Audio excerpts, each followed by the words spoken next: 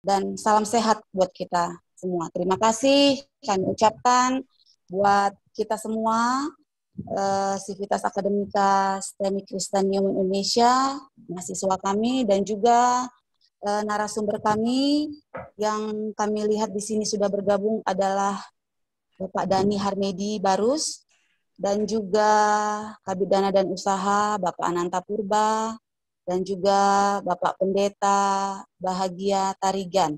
Terima kasih sudah meluangkan waktu untuk bergabung di acara Fokus Group Discussion STEMI Kristen Newman pada hari ini. Acara ini kita lakukan melalui link Zoom meeting. Mungkin nanti Bapak Ibu akan ada sedikit kendala karena pertemuan ini tergantung dengan koneksi internet di tempat kita masing-masing. Jadi kami harap Bapak Ibu dapat memakluminya. Dan apabila kami himbau kepada kita semua yang tidak berbicara agar mute-kan mikrofon kita agar acara dapat berjalan dengan lancar. Demikian Bapak Ibu sekalian, kita akan memasuki acara kita yang pertama. Kita akan bersama-sama menyanyikan lagu Indonesia Raya yang akan diputarkan oleh Jisan ataupun Pak Friendly. Kita semua yang hadir di link Zoom meeting ini menyanyikan di tempat kita masing-masing lagu Indonesia Raya. Kami persilahkan.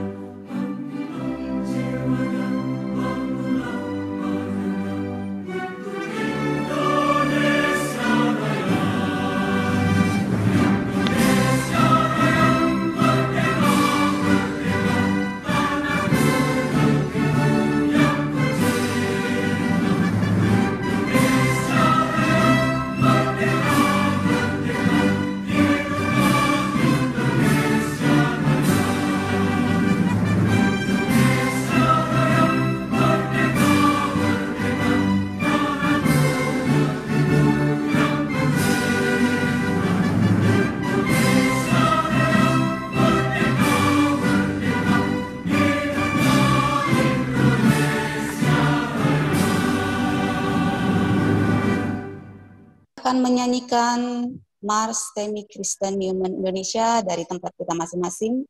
Kepada Pak Friendly ataupun Jisan, boleh kami mintakan untuk memutarkan audionya. Kami persilahkan.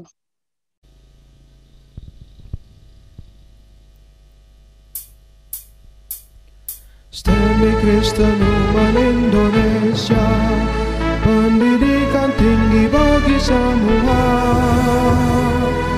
Maju menuntun anak bangsa, membangun masa depan. Dapur teknologi yang disiplin beriman, landasan masa depan.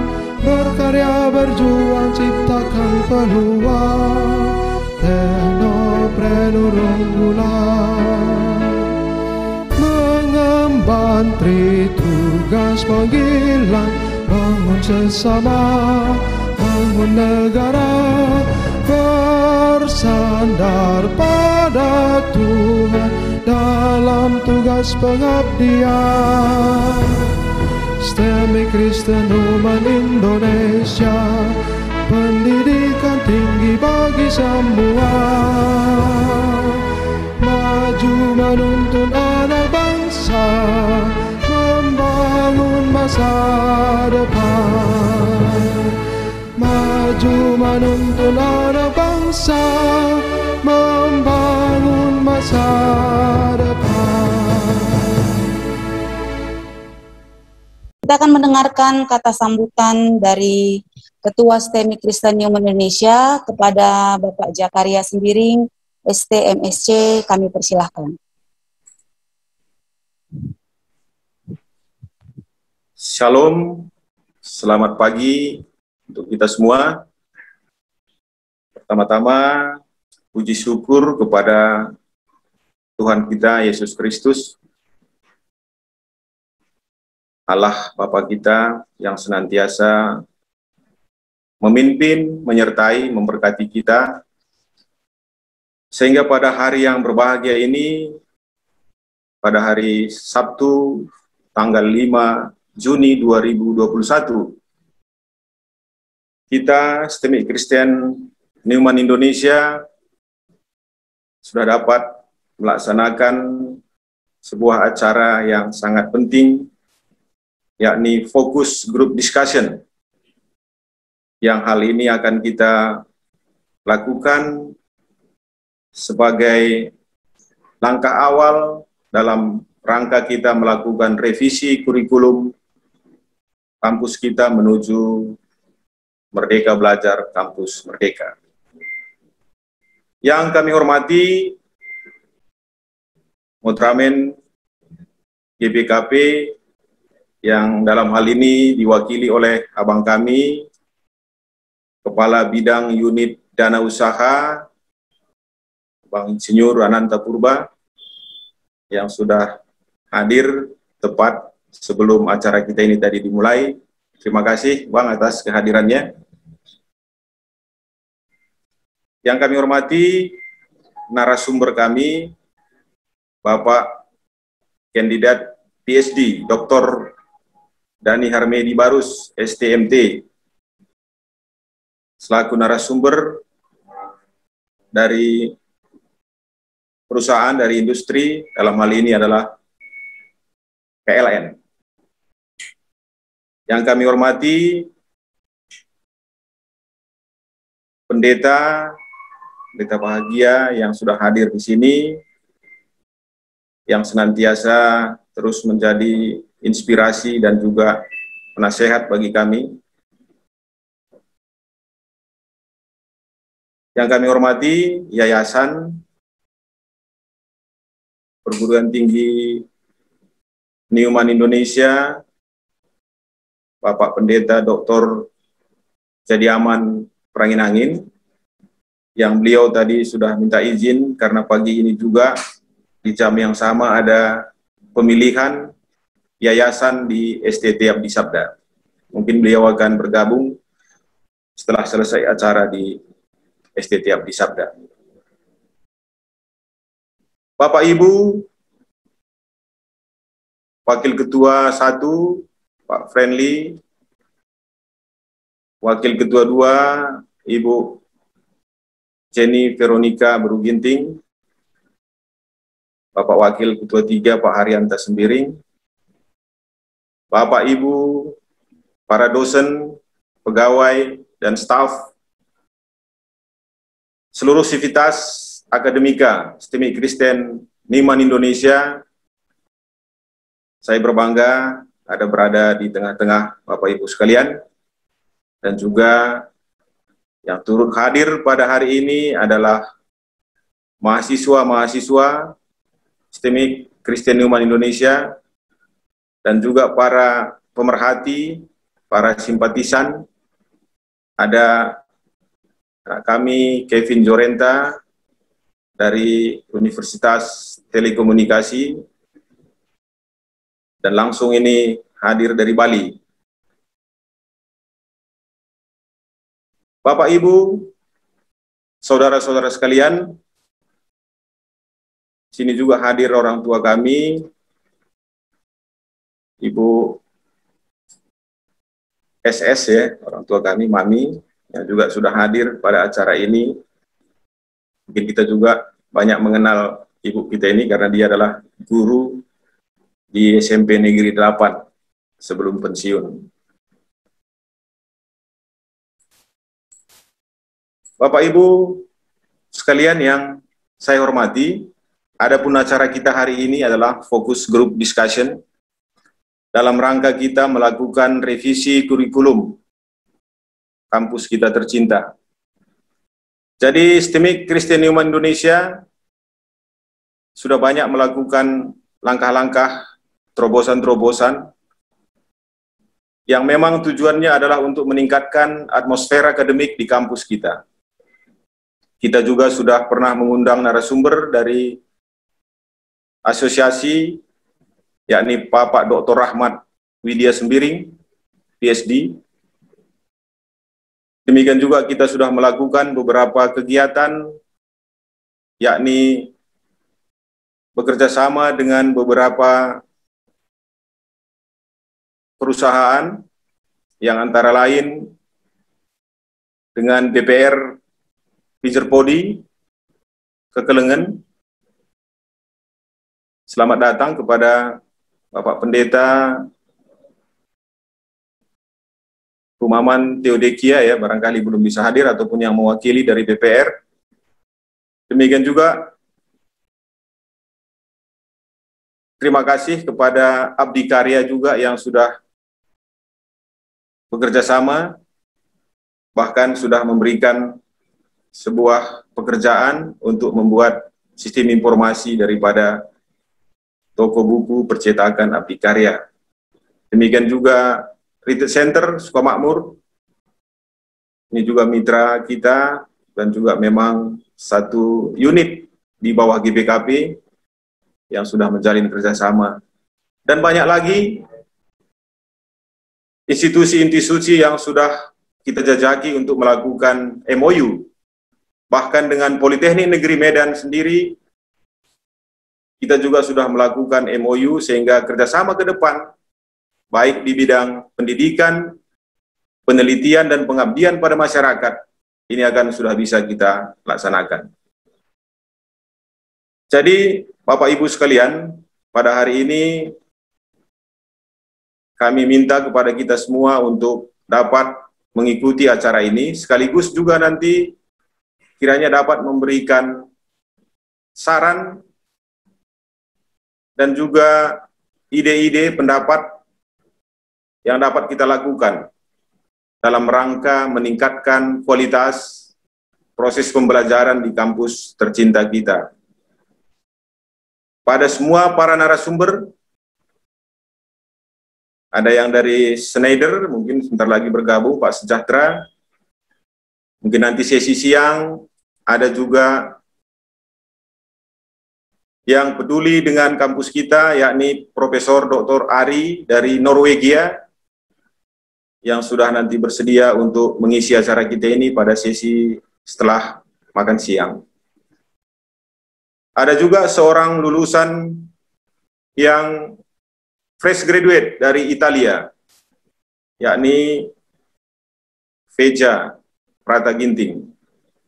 Mungkin juga sebentar lagi akan bergabung dengan kita, sehingga memang FGD kita ini akan memberikan sumbangsih yang sangat berharga untuk kemajuan kita yang akan datang. Dan ditutup nanti oleh seorang PhD juga, doktor dari Universitas Kristen Satya Wacana Salatiga, Abangda Irwan Sembiring, yang mungkin kita harapkan juga dapat bergabung nanti di acara ini. Jadi khususnya kepada kita semua, Sivitas Akademika, Bapak Ibu sekalian, para dosen, pegawai, mahasiswa, dan juga alumni, mari kita manfaatkan acara kita ini, kita ambil poin-poin, sehingga nanti bisa kita olah menjadi sebuah keputusan, sebuah gagasan untuk menyusun kurikulum yang mampu untuk menyongsong era revolusi industri 4.0 dan juga seperti yang selalu didengungkan oleh Mas Menteri, yakni Merdeka Belajar Kampus Merdeka. Dengan membuat kurikulum yang baik, tentunya kita sebagai dosen, sebagai staf pengajar, akan bisa lebih fokus lagi untuk memberikan ilmu, knowledge kita, skill kepada para mahasiswa kita. Sehingga seperti harapan dari Kepala Bidang Unit Dana dan Usaha, Abangda Insinyur Ananta Purba, agar lulusan kita ini juga dapat nanti digunakan untuk membangun GPKP khususnya di bidang IT. Jadi dalam hal ini, saya selaku Ketua STEMIC Kristen Indonesia mengucapkan terima kasih buat kehadiran Bapak Ibu sekalian, terkhusus buat narasumber Pak Dhani Harmedi Barus, STMT yang sudah bersedia hadir di pagi hari ini, dan juga kami mohon kepada Modramen GPKP yang diwakili oleh Abang Insinyur Ananta Purba, sekaligus nanti memberikan kata sambutan dan membuka acara kita ini secara resmi. Demikian Bapak Ibu sekalian, saudara-saudara semuanya, semoga acara kita ini diberkati Tuhan. Terima kasih, Tuhan Yesus memberkati. Selanjutnya saya kembalikan kepada Ibu Caca sebagai Master of Ceremony kita pada hari ini. Silakan Bu Caca.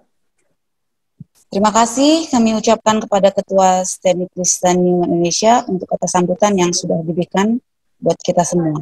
Selanjutnya kita akan mendengarkan kata sambutan dari Kepala Bidang Unit Dana dan Usaha Modramen GBKP, Kabid Dana dan Usaha, Bapak Insinyur Ananta Purba, yang sekaligus akan membuka secara resmi acara fokus Group Discussion STEMIC Kristen Indonesia pagi ini. Kepada Bapak Insinyur Ananta Purba kami persilahkan. Terima kasih. Shalom, Jojua, Ambanta Krina. Jojua, Bang. Kita mengucap syukur kepada Tuhan karena pada pagi hari ini kita bisa bertemu secara virtual atas acara dan undangan yang diselenggarakan oleh STEMIC Kristen Newman Indonesia. Kami mewakili Modramen mengucapkan terima kasih atas undangannya, dan saya kira apa yang dilakukan hari ini adalah salah satu bagian dari upaya yang dilakukan oleh seluruh aktivitas akademika di STEMIC Kristen Newman Indonesia untuk terus berjuang untuk memajukan STEMIC Kristen Newman Indonesia. Yang kami hormati Ketua STEMIC Newman, Pak Jakaria Biring, dan seluruh staf dan juga seluruh sivitas akademika yang hadir pada acara kita ini. Yang kami hormati seluruh jajaran yayasan yang hadir. Yang kami hormati dan kami banggakan juga narasumber yang sudah berkenan hadir juga sebagai narasumber dalam acara kita ini atas undangan STEMIC Newman. Kami berbangga sekali karena ternyata begitu banyak orang-orang yang terpanggil untuk membantu STEMIC Kristen Newman Indonesia untuk bangkit dan terus meneruskan cita-cita pendirian STEMIC Kristen Newman Indonesia untuk mencerdaskan seluruh masyarakat Indonesia. Terima kasih atas kesediaannya untuk menjadi narasumber. Dan juga kami mengucapkan terima kasih juga atas kehadiran peserta FGD dalam rangka revisi kurikulum yang diselenggarakan hari ini. Bapak dan Ibu sekalian yang kami hormati, Modramen GBKP menganggap apa yang kita lakukan hari ini, melakukan FGD untuk merevisi kurikulum STEMIC Newman adalah satu langkah yang sangat baik sekali, sangat bagus sekali, Karena memang kita tahu bahwa zaman terus berubah, cepat sekali berubah, maka kita lihat kurikulum memang tidak seperti dahulu lagi bisa bertahan lama, tapi hari ini di zaman kita ini sekarang karena begitu cepatnya perubahan yang terjadi, terutama kemajuan ilmu dan teknologi, khususnya IT, maka apa yang kita lakukan hari ini untuk merevisi kurikulum STEMIC Kristen Human Indonesia adalah suatu langkah yang sangat tepat sekali. Karena kurikulum memang seperti kita ketahui adalah bertujuan agar peserta didik mempunyai kompetensi dalam suatu bidang agar dapat memenuhi kebutuhan SDM yang diperlukan di bidang tersebut. Kurikulum juga disusun agar dengan mudah menyesuaikan diri dengan perkembangan ilmu pengetahuan dan juga teknologi yang berkembang di zaman kita ini. Dan kita tahu juga bahwa kurikulum juga dirancang agar dapat mempersiapkan mahasiswa untuk dapat secara langsung memanfaatkan pengetahuannya untuk bekerja atau melanjutkan pendidikan ke jenjang yang lebih tinggi. Dan satu hal lagi yang sangat penting kita pahami bahwa indikator sukses di zaman sekarang bukan sekedar unggul dari orang lain, terutama dari penguasaan ilmu dan teknologi yang dia peroleh dari perguruan tinggi, tetapi juga indikator sukses di zaman sekarang ini, terutama dari lulusan dari lembaga-lembaga pendidikan tinggi dan juga tentu lembaga pendidikan yang lain, adalah bagaimana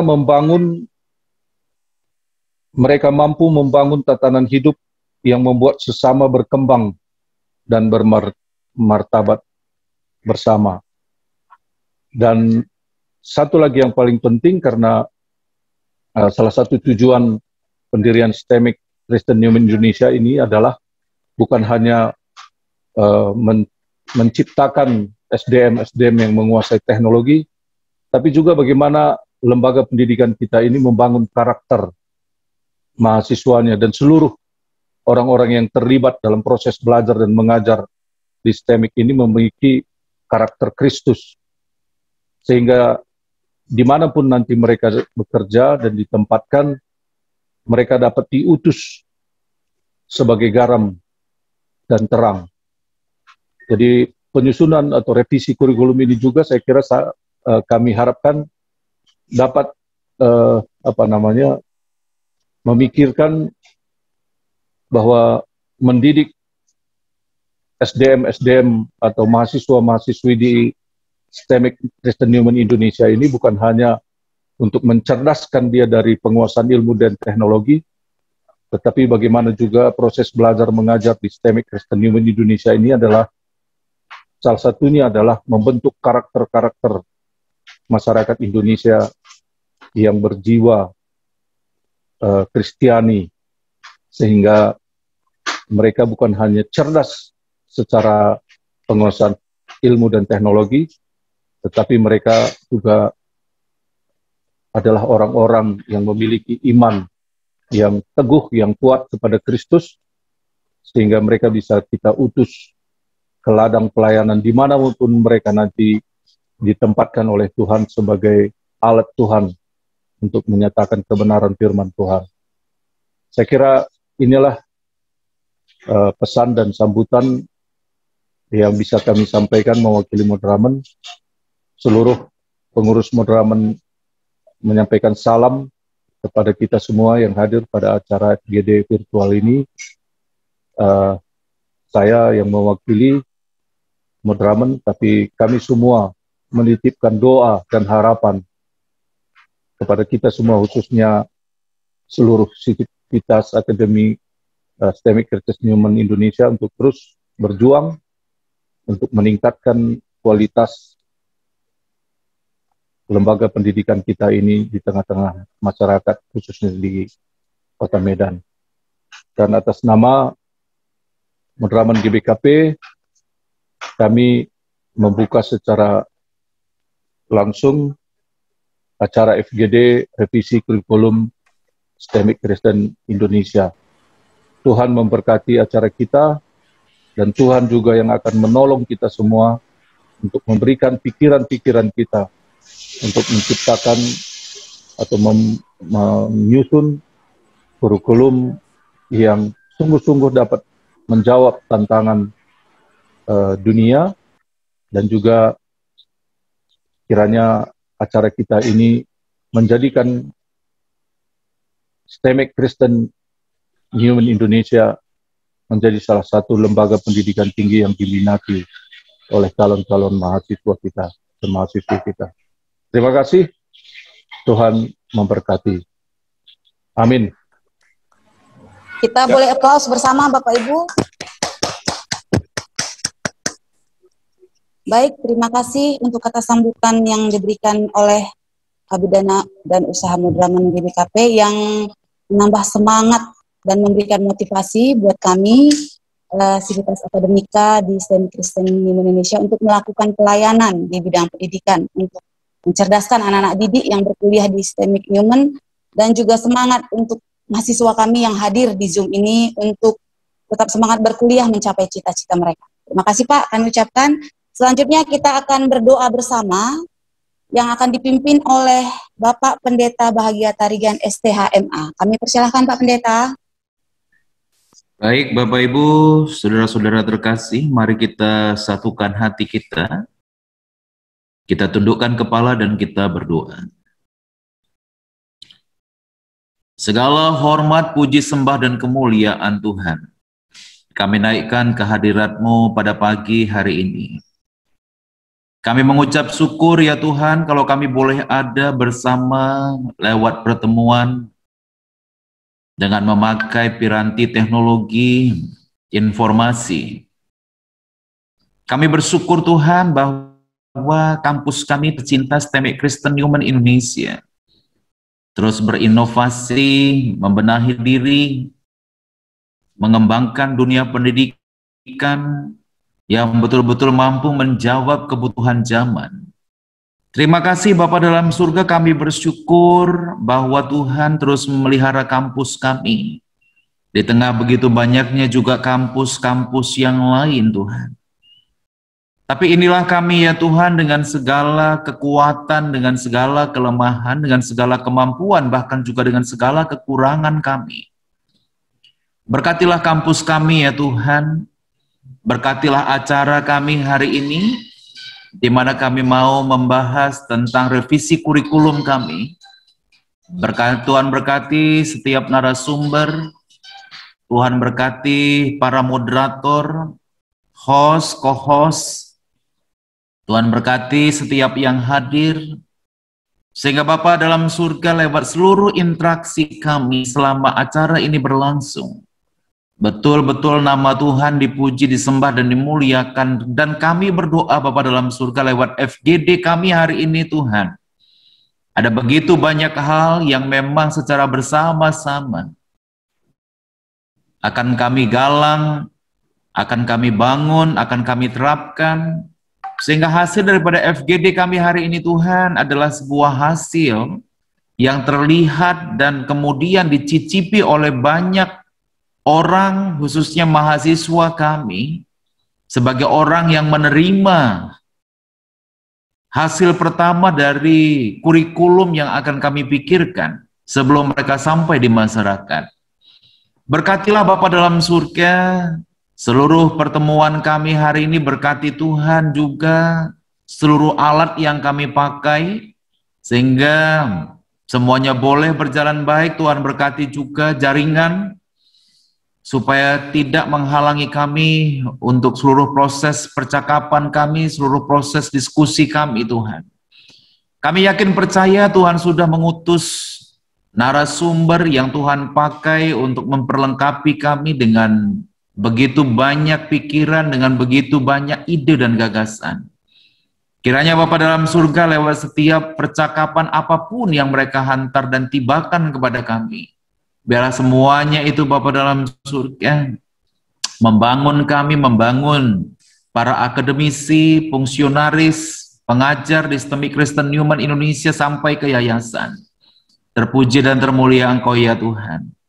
Kami serahkan dari awal, pertengahan hingga pada akhirnya pertemuan kami hari ini di dalam satu nama yang berkuasa, Yesus Kristus Tuhan dan Juru Selamat kami yang hidup. Amin. Terima kasih kami ucapkan kepada Bapak Pendeta Bahagia Tarigan STHMA. Baiklah, Bapak Ibu yang kami hormati dan seluruh adik-adik mahasiswa yang kami sayangi, tiba saatnya kita akan masuk ke acara fokus group discussion kita, sesi yang pertama, yang akan dipandu nanti oleh moderator kita, Bapak Mahdianta Pandia Eskom Mkom. Untuk yang pertama, sesi pertama ini akan diisi oleh Bapak Dani Harmedi Barus STMSC. Saya ralat ya Pak, mohon maaf, Bapak Dr. Kandidat Dani Harmedi Barus STMT. Ternyata Bapak Ibu, kita orang Karo memiliki banyak sekali anak-anak yang sangat cerdas. Itu merupakan kebanggaan buat kita ya. Kalak Karo, bagilah dikatakan.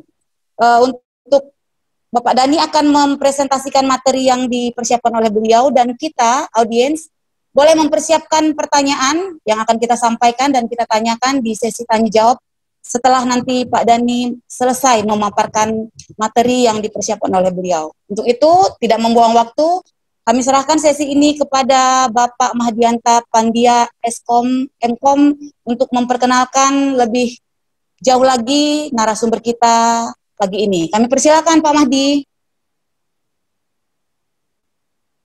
Ya, terima kasih Ibu Caca atas kesempatan yang diberikan kepada kami pada sesi pertama pada hari ini untuk memberikan masukan kepada kita dalam revisi kurikulum STEMI Kristen Newman Indonesia.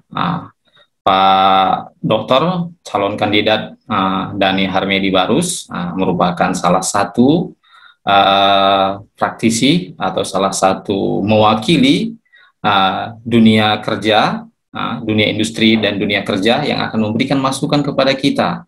Hal-hal apa saja yang harus kita siapkan di STEMI Kristen Newman Indonesia untuk mempersiapkan lulusan-lulusan kita ke depan yang tanggap, yang siap, yang mampu beradaptasi dan mampu memasuki dunia kerja dengan kualitas yang baik. Jadi kami perkenalkan secara singkat narasumber kita pada hari ini, Pak Dani Barus. Ya, Pak Dani Barus ini kalau dari keluarga kami ini Kalimbubu, karena Moria rumah Guru Barus. Jadi Pak Dani Barus ini pendidikan untuk SD ada di Bandung dan juga melanjutkan di Metodis 1 Medan. Terus untuk sekolah menengah pertama ada di SMP Santo Thomas 1 Medan, sekolah menengah atas ada di SMA Negeri 1 Medan, untuk sarjana S1 dan S2 di Institut Teknologi Bandung. Dan sekarang di tengah-tengah kesibukan yang sangat padat di perusahaan listrik negara, Pak Dani melanjutkan pendidikannya ke strata 3 di Universitas Indonesia. Untuk pengalaman profesional, Pak Dani dari tahun 1998 sampai 2002 menjadi asisten dosen di ITB. Dan mulai dari 2002 sampai sekarang, beliau berada di perusahaan listrik negara dengan posisi yang sangat strategis. Sampai pada hari ini ya dari riwayat pengalaman profesional yang beliau sampaikan ini sebetulnya hanya sedikit yang disampaikan. Beliau sekarang sebagai senior manager di bidang teknik untuk Jawa, Madura, Bali. Nah, ini pengalaman singkat dari beliau, narasumber kita yang pertama ini untuk hari ini. Nah, kami harapkan nanti Pak Dhani Barus, kampus kita ini belum begitu besar, tapi atas dukungan semua pemerhati STEMI Kristen Human Indonesia secara umum memperhatikan GBKP, kampus ini akan besar beberapa saat kemudian. Ini semua atas partisipasi dari dukungan semua orang-orang yang cinta dengan GBKP, terlebih cinta dengan STEMI Kristen Human Indonesia. Kepada kita semua, Bapak Ibu dosen, mari menyimak, mendengarkan, mencerna, sehingga apa yang disampaikan nanti dari narasumber kita ini menjadi bagian dari kehidupan STEMI Kristen Human Indonesia. Untuk mempersingkat waktu dan tidak mengurangi rasa hormat, Sentabi bahasa Karo, kami persilahkan kepada Pak Dhani Barus untuk sesi pertama ini. Kami persilahkan dan kami panggil Pak Dhani Barus, STMT, calon doktor. Pak Pandia, Shalom, Manbanta Krina, izin share screen. Suara saya jelas? Jelas, Pak? Jelas, Pak. Ya, Jelas. Oke. Izin share screen dulu. Oke, Shalom, Mujuju Manbanta Krina, yang kami hormati Bapak Jakaria Sembiring selaku Ketua STEMI Neumann, yang kami hormati Bapak Ananta Purba selaku Kabid Dana dan Usaha dari Madraman, yang kami hormati Bapak Pendeta Bahagia Tarigan, pendeta kami, kemudian para peserta FGD, kami lihat juga ada orang tua kami, Bapak Prof. T. Barus, ada juga bibi kami, bibi tua kami, Ibu SS, dan juga adik kami ada Kevin Surbakti, dan rekan-rekan yang lain yang mungkin belum kami kenal. Shalom, izinkan kami menyampaikan mungkin pengalaman atau sedikit informasi yang kami ketahui, mungkin seperti permintaan dari Pak Sembiring, Pak Jakaria Sembiring, bagaimana situasi saat ini di industri kelistrikan yang tempat kami bekerja, perkembangannya dan bagaimana nanti peluang-peluangnya untuk adik-adik kami mahasiswa yang ada di STEMI Neumann. Jadi izin kami menyampaikan, waktu kami kira-kira berapa lama ini, Pak, presentasi? Kurang lebih 1 jam, Pak. Ya, berikut dengan tanya jawab. Oke, baik. Nanti tolong diingatkan kalau waktunya sudah lewat ya. Oke, jadi siap, Pak. Baik, terima kasih. Jadi kembali lagi, judul dari bahan yang kami siapkan adalah perkembangan industri kelistrikan di Indonesia, khususnya terkait tantangan dan peluang yang ada saat ini. Oke, jadi kira-kira seperti ini kelistrikan dunia masa mendatang. Mungkin sebagian dari kita sudah tahu, membaca mungkin dari berbagai media, ya, baik media sosial, media elektronik, bahwa kedepannya itu akan terjadi perubahan besar-besaran di kelistrikan, baik dari sisi supplier atau dari sisi sumber maupun dari sisi pemakai atau usernya, gitu ya. Kita bisa tahu sendiri saat ini sudah sangat berkembang, yang kita kenal ada namanya electric vehicle, gitu ya, atau EV atau mobil listrik, ada motor listrik dan sebagainya, itu sudah cukup banyak. Mungkin sebagian dari kita juga ada yang punya mungkin, atau yang mungkin masih bersifat hybrid misalnya, dan kita juga sudah melihat di Indonesia juga sudah ada beberapa dari sisi sumber, ada namanya renewable energy atau energi terbarukan, ya. Mungkin yang sering kita lihat itu ada namanya PLTS, ya, yang sebagian dipasang di atap-atap rumah atau sering dikenal dengan namanya rooftop solar panel atau solar PV.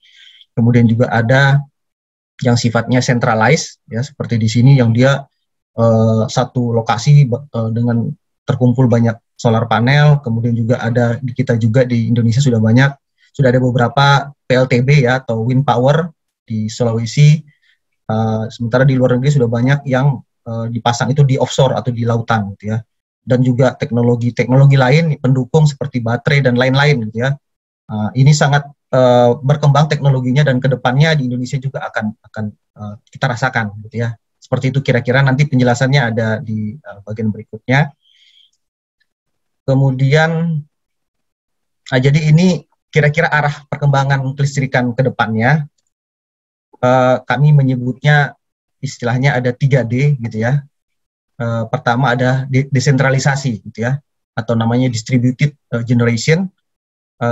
Artinya apa? Artinya bahwa saat ini ya mungkin masih dominan pembangkit-pembangkit itu lokasinya terpusat atau centralized gitu ya. Seperti contohnya kalau di Medan itu ada di Belawan gitu ya, di situ banyak pembangkit, ada gas, ada gas uap dan sebagainya. Kemudian mungkin ada juga pernah dengar misalnya di Labuan Angin ya, di sekitar Sibolga, kemudian ada juga di namanya Nagan Raya di Aceh, dan di Pangkalan Susu juga kalau pernah dengar juga. Di situ ada pembangkit-pembangkit, kalau kita menyebutnya namanya konvensional ya, atau mungkin thermal power plant gitu ya, yang sifatnya itu centralized gitu ya. Tetapi perkembangan ke depan itu nanti akan sifatnya distributed atau tersebar ya. Seperti disampaikan tadi, khususnya itu nanti akan didominasi atau diisi oleh pembangkit-pembangkit yang sumber energinya itu terbarukan, atau ada yang menyebut energi yang ramah lingkungan. Seperti yang paling GRES itu yang paling sering mungkin didengar adalah rooftop ya, rooftop solar PV yang belakangan ini harganya sudah semakin turun ya. Itu bisa dipasang di atap-atap rumah kita ya. Kemudian kita tidak lagi nantinya menjadi hanya konsumen dari dalam hal ini mungkin PLN gitu ya, sebagai perusahaan yang menyuplai listrik di Indonesia, tapi nanti kita juga bisa mengirim listrik ke PLN gitu ya. Nah, dan kedepannya itu nanti istilahnya nanti tidak lagi menjadi konsumen gitu atau consumer, tapi prosumer, bisa sebagai produsen dan bisa juga sebagai konsumer dalam waktu satu hari yang sama misalnya, tergantung kondisi cuaca yang ada gitu. Jadi kedepannya akan seperti itu. Kalau istilah kita itu nantinya depan itu akan semakin berkembang namanya smart grid ya, smart grid atau jaringan pintar ya. Nah, itu salah satu karakteristik kelistrikan di masa mendatang ya, namanya desentralisasi. Jadi nanti seperti tadi ada rooftop, ada wind power ya, wind generation ini nanti dia akan banyak lokasi, ini sudah banyak direncanakan juga Indonesia. Kemudian tadi disampaikan juga ada kendaraan-kendaraan yang ramah lingkungan, kendaraan listrik terutama ya. Kemudian juga nanti di rumah-rumah tadi ya, di rumah-rumah juga ada namanya smart meter. Nah, ini juga sedang dikembangkan di PLN sebagai informasi untuk kita semua. Jadi nantinya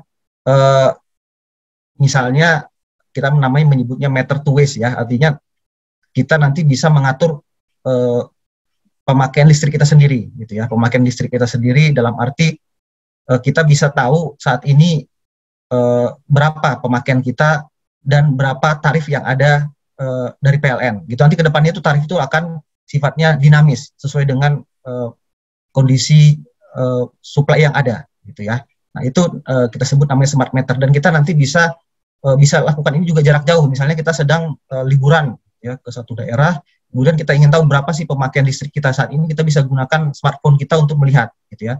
Karena semuanya sudah terkoneksi secara internet, atau mungkin sering kita dengar namanya IoT gitu ya, Internet of Things. Itu nanti akan berkembang luar biasa di masa mendatang, dan itu juga menyentuh dari sisi ketenaga listrikan atau dari sisi kelistrikan gitu ya. Nah, jadi arahnya ke depan itu semuanya akan bersifat green ya, atau hijau atau ramah lingkungan. Nah, memang akan tetap kita butuhkan pembangkit-pembangkit yang konvensional atau thermal, tetapi kontribusinya itu nanti akan jauh menurun gitu ya. Nah, itu pertama. Kemudian dekarbonisasi ini tadi sudah sedikit juga saya singgung, bahwa pembangkit-pembangkit yang sifatnya berbahan bakar fosil ya, seperti minyak, batu bara, kemudian gas, itu akan ditekan ya, baik oleh perkembangan teknologi itu sendiri ataupun juga kebijakan pemerintah ya. Banyak sekali kebijakan pemerintah, seperti misalnya Paris Protokol ya, mengenai bagaimana kebijakan atau kesepakatan dari negara-negara di dunia untuk mengurangi emisi akibat salah satunya adalah pembangkit yang tidak ramah lingkungan, gitu ya. Seperti tadi saya sampaikan ada PLTU yang berbahan bakar batu bara misalnya, atau TGU atau pembangkit yang berbahan bakar gas atau minyak seperti itu, PLTD misalnya, itu semua nanti secara bertahap itu akan dikurangi dan nanti akan digantikan oleh pembangkit yang ramah lingkungan, ya, seperti tadi solar PV atau PLTS kalau di Indonesia, PLTB atau wind power, ya istilahnya kalau untuk pembangkit tenaga angin. Kemudian juga ada biofuel, ada biomass, banyak sekali nanti pembangkit yang kedepannya itu sifatnya terbarukan, ya. Nah itu arahnya, yaitu yang kedua adalah dekarbonisasi, dan ketiga adalah digitalisasi seperti tadi juga disampaikan oleh Pak Sembiring atau juga tadi oleh Pak Purba, bahwa kedepannya itu akan saat ini, ya, sedang ada teknologi 4.0, ya. Nah itu semuanya itu sudah arahnya digital, ya, arahnya digital. Dan termasuk juga kami di jaringan kelistrikan dituntut untuk mengikuti itu, ya. Makanya mungkin pernah dengar juga kita sekarang sudah launch, ya, sudah operasikan ada namanya PLN Mobile, ya. Mungkin bisa di-download di di HP kita masing-masing, di Android, ya, di Play Store. Itu ada namanya PLN Mobile. Itu nanti bisa melihat segala sesuatu tentang kelistrikan yang ada di kita, di rumah kita masing-masing, berapa pemakaian saat ini. Kalau misalnya sedang ada gangguan jaringan, misalnya nih, kok listrik mati, nanti bisa dicek di situ. Dia akan langsung mendeteksi lokasi kita, oh ternyata ada gangguan jaringan di mana. Dan kemudian nanti kita bisa berkomunikasi dengan operator lewat aplikasi itu. Jadi banyak sekali. Tambah daya bisa juga langsung lewat aplikasi itu. Jadi one stop shopping lah istilahnya, one stop service istilahnya seperti itu. Jadi mau tambah daya, mau pasang baru, kemudian beli token atau bayar tagihan, semuanya bisa melalui aplikasi itu, namanya PLN Mobile, gitu ya. Nanti bisa dicek di aplikasi. Jadi intinya apa? Intinya semua perusahaan, semua stakeholder harus beradaptasi dengan perubahan ini, ya. Ada juga yang menyebut namanya tambahan 4D, itu masalah disruptif, gitu ya. Ada disruptif juga, itu juga sesuatu yang mengubah dunia ini, ya, luar biasa dari sisi teknologi, ya. Misalnya dari sisi mungkin saat ini yang sering kita dengar bahwa perusahaan-perusahaan itu sekarang semuanya sudah berbasis digital, ya. Kita lihat semuanya banyak sekarang menggunakan startup. Nah, yang itu dulu belum pernah terpikirkan, gitu. Dan perusahaan-perusahaan yang tidak bisa beradaptasi dengan itu, ya mau nggak mau akan mundur atau bahkan hilang dari bisnis yang ada di dunia ini. Nah, untuk itulah makanya salah satunya PLN juga harus beradaptasi supaya tidak menjadi dinosaurus lah, yang pernah ada tapi kemudian tidak ada lagi. Kira-kira seperti itu. Kemudian ini juga perlengkapannya atau mungkin sedikit lebih detail, ya. Ini tahapan atau proses bisnis dari suatu power system, itu sistem tenaga atau sistem bagaimana memproduksi suatu listrik, ya. Dulu itu konvensional itu satu arah, ya. Ada pembangkit yang besar misalnya seperti di Belawan misalnya atau Pangkalan Susu, kemudian dikirim ke gardu lewat tiang-tiang transmisi, baru kemudian ada namanya tiang distribusi, baru sampai ke rumah kita.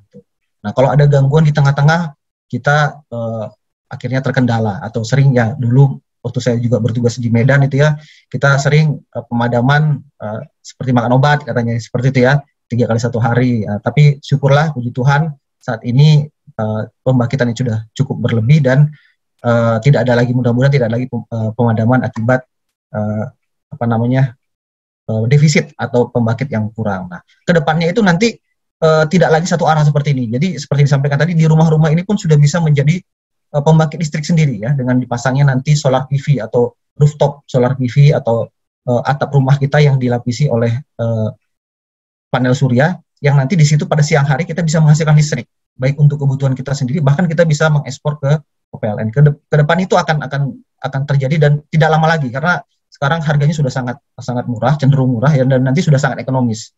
Kalau sudah ekonomis, maka itu akan bergerak sendiri secara ekonomis, sehingga masyarakat tentunya akan berbondong-bondong memasang rooftop ini, dan tentunya listriknya tidak lagi sepenuhnya tergantung dari PLN. Nah, dan itu akan diperkuat lagi dengan adanya namanya baterai storage atau storage, ya, energi storage atau baterai storage, yang memang saat ini masih mahal ya, masih mahal, tapi dibandingkan yang sebelumnya baik dari sisi harga, kapasitas maupun dimensi ini sudah jauh lebih baik ya. Artinya harganya sudah jauh lebih turun, secara dimensi juga sudah jauh lebih kecil dan kapasitasnya sudah jauh lebih besar. Nah, jadi kedepannya kalau ada kombinasi dari solar PV ini ya, rooftop dengan baterai, bahkan kita bisa mempunyai listrik mandiri di rumah-rumah. Nah, itu menjadi suatu perubahan yang sangat drastis. Nah, dan inilah yang harus diantisipasi oleh semua stakeholder termasuk di PLN ya. Bagaimana bisa tetap bertahan di era seperti ini, era disruptif namanya. Termasuk juga nanti adanya wind power gitu ya. Meskipun sebenarnya kalau PLTB ini belum bisa di rumah-rumah, tapi sudah bisa terdistribusi juga di berbagai lokasi gitu ya. Nah, itu kira-kira ke depannya kondisi kelistrikan. Nah, mungkin juga kita sering lihat ya di TV-TV, mungkin saat ini belum terlalu banyak ya di Indonesia karena harganya juga masih cukup mahal atau relatif mahal, tetapi di luar negeri sudah banyak sekali ya.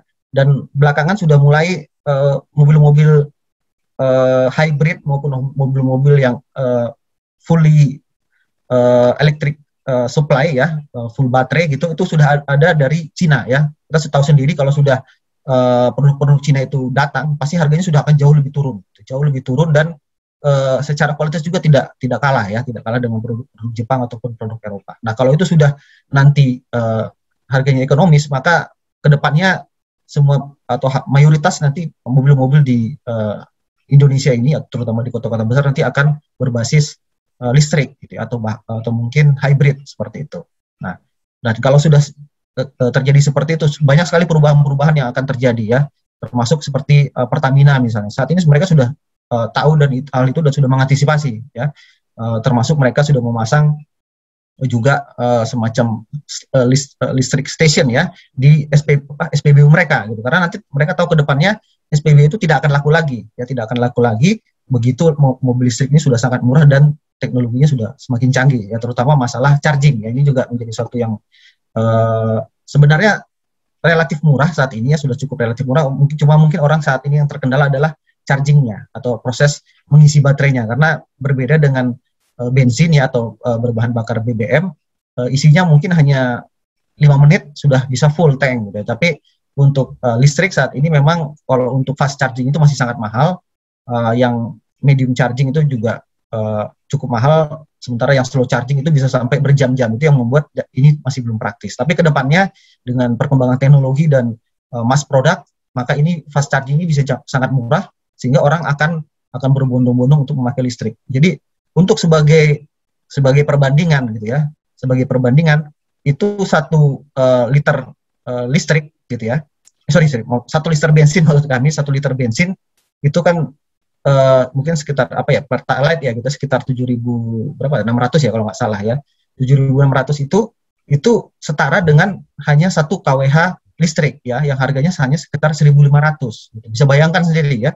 Jadi yang mobil bensin yang selama ini kita pakai itu 1 liter itu 7.600 misalnya dengan pertalite, apalagi kalau misalnya Pertamax itu sampai 9.000 ya, itu kalau dengan listrik itu cukup hanya 1.500. Nah, bayangkan sekali, jauh sekali penghematannya, dan secara ekonomi itu pasti akan mendorong orang untuk segera memakai mobil listrik ini. Nah, memang kendala saat ini seperti disampaikan tadi, ini adalah masalah chargingnya saja. Tapi begitu charging ini sudah selesai, artinya fast charging ini sudah bisa murah dan bisa ada di mana-mana, maka mobil-mobil berbasis BBM tadi ya, bahan bakar bensin maupun solar itu akan mulai ditinggalkan masyarakat, karena memang secara ekonomi itu sudah tidak murah lagi, tidak ekonomis lagi ya. Bayangkan tadi 1.500 atau 1.600 dibandingkan 7.600 atau 9.000, jauh sekali perbedaannya. Dan juga dari sisi emisi juga sangat jauh ya. Kemudian dari sisi kebisingan ini tidak ada suara sama sekali. Kemudian akselerasi juga sangat cepat. Jadi dari sisi keunggulan mobil ini juga maintenance-nya juga sangat mudah dibanding dengan mobil-mobil yang saat ini berbasis BBM ya. Jadi memang perkembangannya sangat luar biasa ya. Dalam 2-3 tahun ini akan sangat berkembang. Mungkin sedikit agak direm sekarang karena ada kondisi pandemi, tapi kedepannya ini akan ada di Indonesia ya dalam waktu dekat gitu, kira-kira. Termasuk juga nanti teknologi drivernya ya. Artinya kedepannya nanti dengan mobil listrik seperti ini nanti sudah bisa semacam auto driver ya. Kita hanya duduk di belakang, nanti tanpa ada supir dia akan mengendalikan sendiri seperti sekarang ya. Kita sekarang semuanya seperti saya misalnya nih ya, kemarin jalan-jalan mau ke Bali kemana, kita nggak takut. Karena apa? Karena ada Gmaps ya, karena ada Google Maps. Kalau dulu itu kita mikir gimana jalannya, gimana ininya ya. Tapi sekarang semua tenang, ada tanya Google aja. Mau kemana pun kita, bahkan yang kita sendiri nggak tahu ternyata di situ ada jalannya gitu ya. Karena begitu canggihnya Google. Nanti kedepannya juga seperti itu. Kedepannya itu kita tinggal menentukan kita mau ke sini, nanti mobil itu akan jalan sendiri. Dan mereka itu sudah didesain mobil-mobil ini untuk safety yang tinggi, gitu, safety yang sangat tinggi. Jadi diperkirakan juga angka kecelakaan juga akan jauh turun. Jadi memang banyak sekali perubahan dari teknologi ini, gitu ya. Kemudian bagaimana di Indonesia sendiri? Nah, di Indonesia sendiri ya, mengenai kelistrikan. Ini contoh pembangkit PLTB yang ada di Sulawesi maupun ada beberapa PLTS yang tersebar ya. Memang saat ini ya di Indonesia, memang datanya masih data 2020 karena memang kita terkendala kondisi pandemi ini untuk mengupdate-nya ya. Tapi kira-kira secara pemakaian listrik itu akan kapasitas akan semakin tinggi. Kenapa semakin tinggi ya? Karena memang tadi semua produk-produk saat ini itu semua sudah berbasis listrik ya. Kompor sudah akan diarahkan ke kompor induksi, kompor listrik. Dan jauh itu lebih murah daripada kompor gas ya. Itu bisa 1:3 ya kalau kita hitung. Memang saat ini kompor induksi itu masih cukup mahal ya, masih cukup mahal. Tetapi kalau sebenarnya secara operasional itu bisa 1/3 dari pemakaian kalau kita menggunakan LNG atau LPG ya, LPG, tabung LPG kita itu. Nah, memang saat ini sosialisasinya belum terlalu masif ya, tapi secara operasional sebenarnya itu akan jauh lebih murah. Artinya kedepannya itu orang akan di dapur nanti juga semua akan berbasis listrik ya. Kalau peralatan dapur yang lain sudah banyak ya, seperti microwave, oven dan lain-lain itu semua sudah berbasis listrik. Nah, tinggal kompor nih. Kompor ini ke depan pun dalam waktu dekat ini akan berbasis listrik. Karena tadi ya, memang secara operasional itu jauh lebih murah dan lebih hemat ya. Sehingga memang kapasitas pembangkit listrik ini memang harus bertambah, gitu ya. Harus bertambah, karena memang pemakaiannya akan semakin bertambah. Nah, termasuk juga proyek, kita mungkin pernah dengar ya, proyek 35.000 megawatt itu juga sudah hampir selesai saat ini ya. Nah, ini tadi saya sampaikan konsumsi listrik menambah, dan ini juga pemakaian kita sebenarnya sudah mendekati konsumsi negara maju gitu ya kalau secara statistik kita ya. Karena tadi ya memang secara market di Indonesia ini cukup tinggi ya. Ini termasuk kalau dari ya info yang kami ketahui misalnya produsen-produsen teknologi dunia pun salah satu yang targetnya adalah Indonesia. Kenapa? Karena Indonesia itu marketnya tinggi ya. Dalam hal tinggi karena penduduknya juga banyak ya. Sekitar 275 juta gitu ya. Nah, itu yang membuat kita itu cukup diperhatikan dari sisi market ya. Nah, itu termasuk juga pemakaian listrik ini. Nah, ini juga kedepannya akan tinggi. Kenapa? Karena semuanya peralatan-peralatan sudah akan berbasis listrik, termasuk ini tadi mobil tadi ya. Mobil ini akan termasuk nanti pada saat nanti mobil listrik ini sudah banyak di Indonesia, ini akan sangat meningkatkan pemakaian listrik gitu ya. Kemudian nah, bagaimana dengan energinya? Ya, tadi seperti disampaikan, ke depannya itu kita akan jauh mengurangi pemakaian pembangkit yang berbasis fosil ya, atau kalau kita sebut pembangkit konvensional ya, seperti tadi PLTU yang uap, PLTD yang diesel atau PLTG gas gitu ya. Semuanya nanti akan diturunkan secara bertahap dan nanti akan banyak digantikan oleh pembangkit EBT. Ya, memang saat ini batu bara masih dominan di Indonesia ya, sekitar 60%. Tapi ke depan ini akan menurun secara bertahap, dan diperkirakan dari rencana umum energi nasional RUEN gitu ya, itu di 2050 kita sudah mandiri berbasis energi baru terbarukan. Nah, itu target dari pemerintah ya di 2050. Dan ini bahkan di Eropa banyak yang sudah men-state itu di sekitar 2030 mereka sudah bebas dari istilahnya energi fosil, sudah semuanya berbasis terbarukan. Nah, itu sudah perkembangan sudah sangat luar biasa ya. Kemudian ini tadi saya sampaikan bahwa energi terbarukan itu sangat banyak di Indonesia. Bayangkan ya, di Indonesia itu potensi untuk energi surya itu sekitar 200,7 gigawatt ya, gigawatt baru termanfaatkan untuk 0,14, masih jauh sekali. belum ada 1%-nya pun ya, belum ada 0,5%-nya pun dimanfaatkan. Jadi ini masih sangat besar potensi Indonesia. Air juga seperti itu. Cuman memang kalau air ini kendalanya seringkali masalah sosial ya, masalah sosial. Sehingga ini trennya masih akan cukup lambat ya, karena kita harus banyak bersinggungan dengan masyarakat ya pada saat pembebasan untuk pembuatan waduk ya.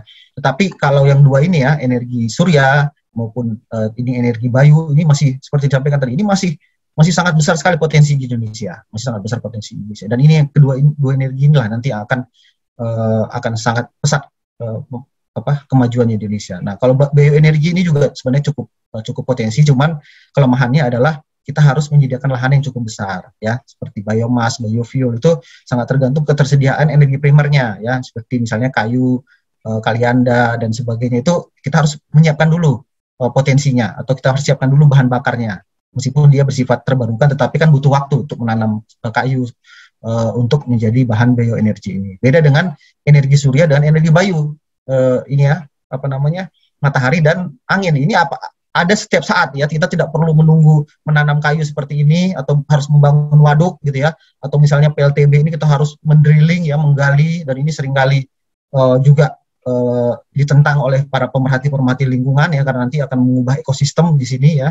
Dan juga biayanya juga cukup besar. Tapi yang kedua, dua jenis pembangkit ini yang sangat praktis ya digunakan. Kita tinggal pasang panel surya, dan Indonesia adalah daerah tropis yang matahari itu ada sepanjang tahun ya, sangat besar potensinya. Demikian juga Indonesia sebenarnya secara angin juga cukup potensial ya di beberapa tempat. Jadi ini yang akan dua tren yang akan ada di Indonesia nantinya. Kemudian, nah ini juga seperti disampaikan tadi, kontraknya sudah banyak ya di Indonesia, sudah ada 10.000 sekian ya, dan ini akan terus berkembang sampai 2050 seperti kami sampaikan tadi ya, dan bahkan mungkin bisa lebih cepat kalau nanti perkembangan teknologinya sudah lebih maju lagi gitu ya. Itu kira-kira. Nah, kemudian bagaimana peluang SDM-nya? Nah, ini memang saya coba selipkan di bagian akhir ya, karena kita bicara nih masalah FGD, bagaimana merevisi kurikulum di STEMIC Newman ya, supaya bisa mengikuti perkembangan tadi, terutama dari sisi kelistrikan misalnya. Nah, tetap 3H ini menjadi sesuatu yang tidak bisa dihilangkan ya. Ini sesuatu yang sebenarnya sudah dari dulu ya, ada ya, head, hand, dan heart ya, atau mungkin kita sebut knowledge ya. Head itu lebih ke kepala, bagaimana pengetahuan ilmu kita ya, ilmu kita yang kita pelajari termasuk ya di perguruan tinggi, termasuk di STEMIC Newman ini gitu ya. Bagaimana kita bisa meningkatkan head kita atau mengoptimalkan kepala kita dengan menambah ilmu sebanyak-banyaknya ya. Nah, kemudian ilmu tadi itu diasah ya, atau dipertajam dengan skill, pengalaman kita. Bagaimana kita ilmu yang kita punya itu kita terapkan di misalnya kita ikut magang lah, atau ikut misalnya on job training dan sebagainya. Itu skill kita itu akan banyak diasah ya, banyak diasah. Hand kita seperti apa, bagaimana ilmu yang ada di kepala itu kita diterapkan melalui tangan kita, kira-kira seperti itu. Nah, tapi yang paling penting di sini adalah attitude ya, heart ya. Ini saya rasa nanti di STEMIC Newman ini akan sangat baik karena berbasis gereja ya. Kita akan banyak juga nanti, saya juga jangan lupa nanti pesan dari kami juga, meskipun kita nanti akan ikuti perkembangan zaman, jangan lupa attitude ini tetap harus diperkuat. Etika kita, bagaimana kita ilmu, kemudian pengalaman, skill, itu tetap harus diimbangi dengan attitude, dengan etika, dengan firman Tuhan ya. Kalau kita bilang di sini, bagaimana kita bisa tetap menerapkan sesuai dengan yang ada di Alkitab seperti itu. Nah, ini menjadi sesuatu yang sangat penting ya, 3H ini ya. Harus seimbang ya. Punya ilmu, punya skill, tapi kalau tidak punya attitude, tidak punya etika ya, kita tahu sendiri ya, itu nanti akan banyak berurusan dengan misalnya aparat hukum, KPK dan sebagainya. Itu banyak terjadi ya kalau kita tidak punya attitude yang baik. Tapi kalau kita punya attitude tapi tidak punya head dan tidak punya skill misalnya ya, kita ya artinya kan kita ada ora et labora juga ya, artinya kita harus seimbang lah ya. Tetap kita tetap berdoa, tetap kita punya attitude, tapi kita harus punya juga kemampuan ya, sebagai anak Tuhan kita harus punya kemampuan untuk meningkatkan itu ya. Seperti apa rinciannya kayaknya seperti ini. Ini mungkin contoh aja ya, karena kebetulan kami membawakannya di sisi ketenaga listrikan yang saat ini kami coba ambil kasusnya, contohnya di sektor energi baru dan terbarukan tadi ya, bahwa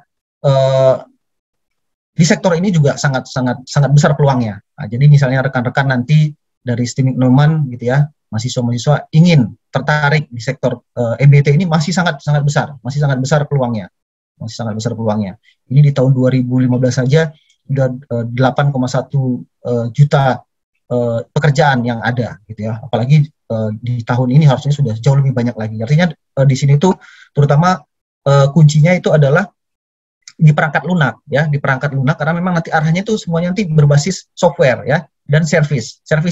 Ini dua hal yang mungkin nanti juga jadi masukan bagi kami, bagaimana bisa kurikulum yang ada di STEMIC Neumann ini bisa memperkuat ini, bagaimana memperkuat kemampuan para mahasiswa di sisi perangkat lunak maupun di sisi bagi servicesnya ya. Untuk kalau kami dari sisi ketenaga listrikan ya, bagaimana untuk mendukung proyeksi beban, kebutuhan listrik, manajemen transmisi dan sebagainya. Nah, tapi tetap perangkat lunak dan services ini akan menjadi suatu kunci ke depannya gitu ya. Nah, dan seperti disampaikan tadi, peluang di sisi ini banyak sekali ya, apalagi dengan perkembangan teknologi yang semakin ke arah digital ini ya. Kemudian, nah ini sedikit mungkin gambaran ya, mungkin sudah sering juga kita sering kita dengar, sering kita lihat ya, bahwa ada berbagai jenis generasi berdasarkan waktu ya. Kalau saya sendiri di generasi ini ya, Gen X sebutannya ya. Nah, yang generasi baby boomers maupun generasi trust ini tradisional ya, istilahnya sudah goodbye ya. Artinya pengertian goodbye bukan berarti nggak perlu, tapi maksudnya ini sudah generasi-generasi yang pensiun ya, sudah tidak lagi produktif ya. Ini kira-kira usianya di atas 56-57 tahun ya. Kalau secara BUMN kami juga ini sudah rata-rata pensiun ya. Nah, seperti apa karakteristiknya tadi ya? Kalau tradisional ini dia itu sangat otoriter ya maksud kami ya. Jadi tidak ada diskusi antara atasan bawahan, pokoknya semuanya harus dilaksanakan gitu ya. Dan memang sangat hardworking ya di sini ya. Jadi sangat kelihatan sisi otoriternya. Nah, mulai baby boomers sudah mulai agak lebih lunak ya. Sudah mulai ada diskusi-diskusi, tetapi tetap diutamakan itu kerja kerasnya ya. Nah, generasi X ya, generasi kami nih saat ini, termasuk juga mungkin Pak Sembiring yang sebagian dari kita mungkin banyak di sini juga ya. Ini mungkin sekitar usia sekitar usia 40 ya, 40 sampai 50-an gitu ya, ada di sini. Nah, ini sudah tetap kerja keras penting, tetapi kita juga memikirkan keseimbangan hidup ya. Kita ya sering jalan-jalan ya, nonton dan sebagainya. Ini sudah suatu yang penting, kebutuhan di sini ya. Keseimbangan antara kerja dan hal-hal yang lain ya, sosial misalnya, rekreasi dan sebagainya. Ini banyak di Gen X ini ya. Nah, kalau yang generasi Y, Gen Y itu sekitar umur 30 sampai 40-an gitu ya. Nah, ini mereka ya tadi ya, mungkin mereka perlu ada semacam penghormatan ya, semacam apresiasi ke mereka gitu ya. Kemudian secara teknologi itu mereka sudah sangat paham lah, sudah sangat familiar lah ya. Mungkin kalau di generasi X tadi belum banyak ya. Mungkin sebagian dari sini juga masih agak sedikit gaptek ya tentang teknologi. Tapi kalau udah Gen Y ini rata-rata sudah tidak ada masalah dengan teknologi ya. Dan benar-benar mereka itu fokus dengan capaian dan target ya. Karena ini juga didukung oleh banyak tuntutan-tuntutan zaman ya, masalah KPI dan sebagainya. Nah, itu di Gen Y ya. Nah, sekarang ini yang tahun 95 ke atas ya, mungkin sekitar 25 tahun ke bawah gitu ya. Di sininya itu mereka tuh sudah jauh lebih mature lagi ya. Mereka sudah semuanya bersifat digital. Ini mungkin kayak seperti anak-anak saya juga gitu ya. Semuanya yang kita nggak tahu mereka sudah tahu gitu ya, masalah-masalah digital, aplikasi-aplikasi yang startup, mereka sudah sangat sangat sangat jago lah gitu ya. Kemudian mereka seringkali membuat putusan itu cepat sekali gitu ya, tanpa ada tanpa ada pertimbangan yang terlalu lama ya. Kemudian highly connected ya, jadi mereka tiba-tiba lagi main game dengan siapa, dengan temennya yang di Australia gitu ya. Kebetulan ada saudara di Australia, ada yang di Bali, ada di mana. Kita nggak ngebayang dulu bisa komunikasi setiap hari dengan orang-orang yang jauh sekali dari kita. Tapi mereka ini sudah sangat biasa dengan seperti itu. Ya. Apalagi misalnya mereka aktif di sosial media, mereka bisa berkomunikasi atau istilahnya semacam game online misalnya dengan orang-orang yang ada di benua lain gitu ya. Yang secara persaudaraan juga mungkin belum ada, tapi hanya terkoneksi lewat sosial media misalnya. Inilah kira-kira generasi yang ada saat ini, dan nantinya diploma atau senioritas itu sudah tidak terlalu penting. Yang penting itu kompetisi berbasis kompetensi. Ya, kita lihat sendiri banyak sekarang CEO gitu ya, seperti Gojek, seperti Tokopedia dan lain-lain itu semuanya anak-anak muda gitu ya, anak-anak muda. Nah itu mereka itu bukan karena senioritas mereka atau karena waktu kerja pengabdian mereka masa dinas, tapi lebih karena mereka berkompeten kemudian diangkat jadi CEO gitu ya. Nah itu yang nanti ke depan ini akan menjadi suatu tren di masa mendatang. Nah kemudian ini saya terakhir. Nah, jadi kira-kira di kedepannya nanti tata kelola SDM itu akan terintegrasi dengan mengandalkan teknologi digital. Ya, artinya sudah tidak zamannya lagi lah. Istilahnya kita itu tidak saling kenal satu sama lain, atau mungkin kira-kira SDM-nya nanti gitu ya kedepannya ya perusahaannya di Indonesia tapi pegawainya mungkin ada di Malaysia, mungkin ada di Eropa misalnya, itu sangat mungkin sekali sekarang perusahaan-perusahaan seperti itu ya, yang dia benar-benar mengandalkan teknologi digital. Dan kemudian sistem pengadaannya juga sudah sangat berbeda ya. Dulu kita itu harus bikin CV, ketik, terus masukkan di amplop, kirim, pos. Saya dulu juga ngebayang itu ya, tamat ngeprint gitu ya, terus bikin CV 50 biji, kirim kemana-mana. Sekarang nggak ada lagi model-model seperti itu, semuanya sudah online, gitu. Semua sudah online dan sangat dinamis gitu, sangat dinamis sekali untuk pengadaan SDM ini. Ini juga menjadi suatu perhatian juga nantinya ke depannya untuk saya rasa bagaimana melakukan kurikulum di STEMIC Norman ya. Dan berikutnya adalah big data. Ini juga kita juga mungkin sering dapat informasinya ya, termasuk juga artificial intelligence, sistem cerdas seperti ini ya. Ada neural network misalnya, ada deep learning dan bagi-bagi itu banyak sekali sekarang perkembangannya sudah ke arah sini ya. Sudah ke arah big data dan artificial intelligence. Nah, jadi nanti proses-proses bisnis administrasi sudah menjadi sangat sederhana ya. Semuanya kita sudah data itu sudah saling terkoneksi ya. Seperti misalnya Facebook misalnya sudah bisa mengenali orang dari misalnya fotonya saja, dia sudah bisa tahu banyak hal tentang satu orang itu gitu. Itu semuanya teknologi artificial intelligence dan big data ini sangat berkembang ke depannya gitu ya. Tapi di satu sisi ini ada masalah privasi nantinya yang akan ikut terkendala ya. Nah, kemudian seperti tadi juga disampaikan, kompetisi itu tidak lagi berdasarkan senioritas atau diploma, tapi lebih ke kompetensi, bagaimana kemampuannya. Meskipun dia muda, tetapi kalau dia kompeten dia akan cepat naik karirnya seperti itu. Nah, kalau di sisi ketenaga listrikan ya, tetap teknik itu akan dibutuhkan ya, sistem tenaga listrik, mesin, teknologi komunikasi ini tetap akan dibutuhkan, termasuk juga informatika ya. Informatika ini menjadi sesuatu yang penting juga seperti disampaikan tadi, masalah software maupun masalah software lah ya. Dan sipil matematika ini juga penting. Kemudian sosial juga tetap ada, psikolog, antropologi maupun komunikasi. Nah, ini menjadi penting juga komunikasi ini karena memang dengan kondisi sekarang yang kita sering komunikasi secara remote, teknik komunikasi ini menjadi sesuatu yang sangat penting nantinya. Nah, ini juga ilmu ini juga menjadi sesuatu yang menarik nantinya. Termasuk juga di sisi legal ya, di sisi hukum, bagaimana hukum terkait cyber dan sebagainya ini menjadi sesuatu yang penting juga ke depannya. Kira-kira seperti itu dari saya penyampaian. Kemudian ada kata bijak dari Alfred Marshall ya, bahwa the most valuable of all capital is the invested in human being. Jadi memang harta paling berharga dalam suatu perusahaan itu adalah pegawai itu sendiri, human capital itu sendiri. Ya, jadi kalau kita bisa menginvest manusia dengan kemampuannya secara baik, maka itu adalah harta yang paling atau investasi yang paling baik bagi semuanya. Saya rasa itu dari saya. Mohon maaf mungkin kalau dari penyampaiannya ada yang kurang baik, mohon dimaafkan. Saya serahkan kembali ke moderator kalau mungkin kita ada diskusi untuk selanjutnya. Terima kasih. Ya, terima kasih kami ucapkan kepada Pak Dhani Bagus atas penyampaian materinya. Materinya sangat mantap, sangat memberikan inspirasi bagi kita semua dalam menggapai PLN melalui kurikulum kita. Ya, jadi yang pertama kami persilahkan dulu dari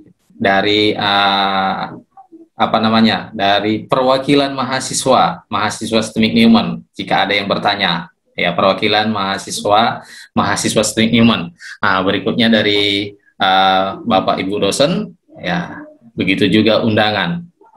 Ya, mari persilahkan semua yang mau bertanya, silahkan di raise hand supaya bisa kami lihat dari sini.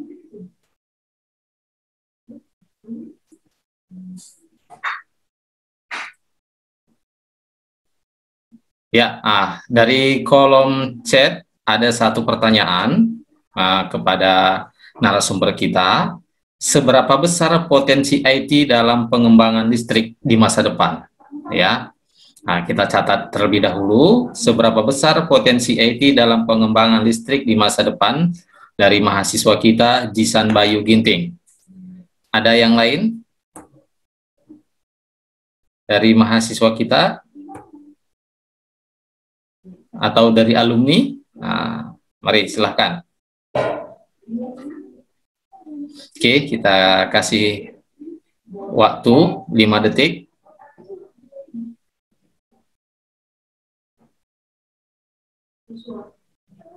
Oke, ya.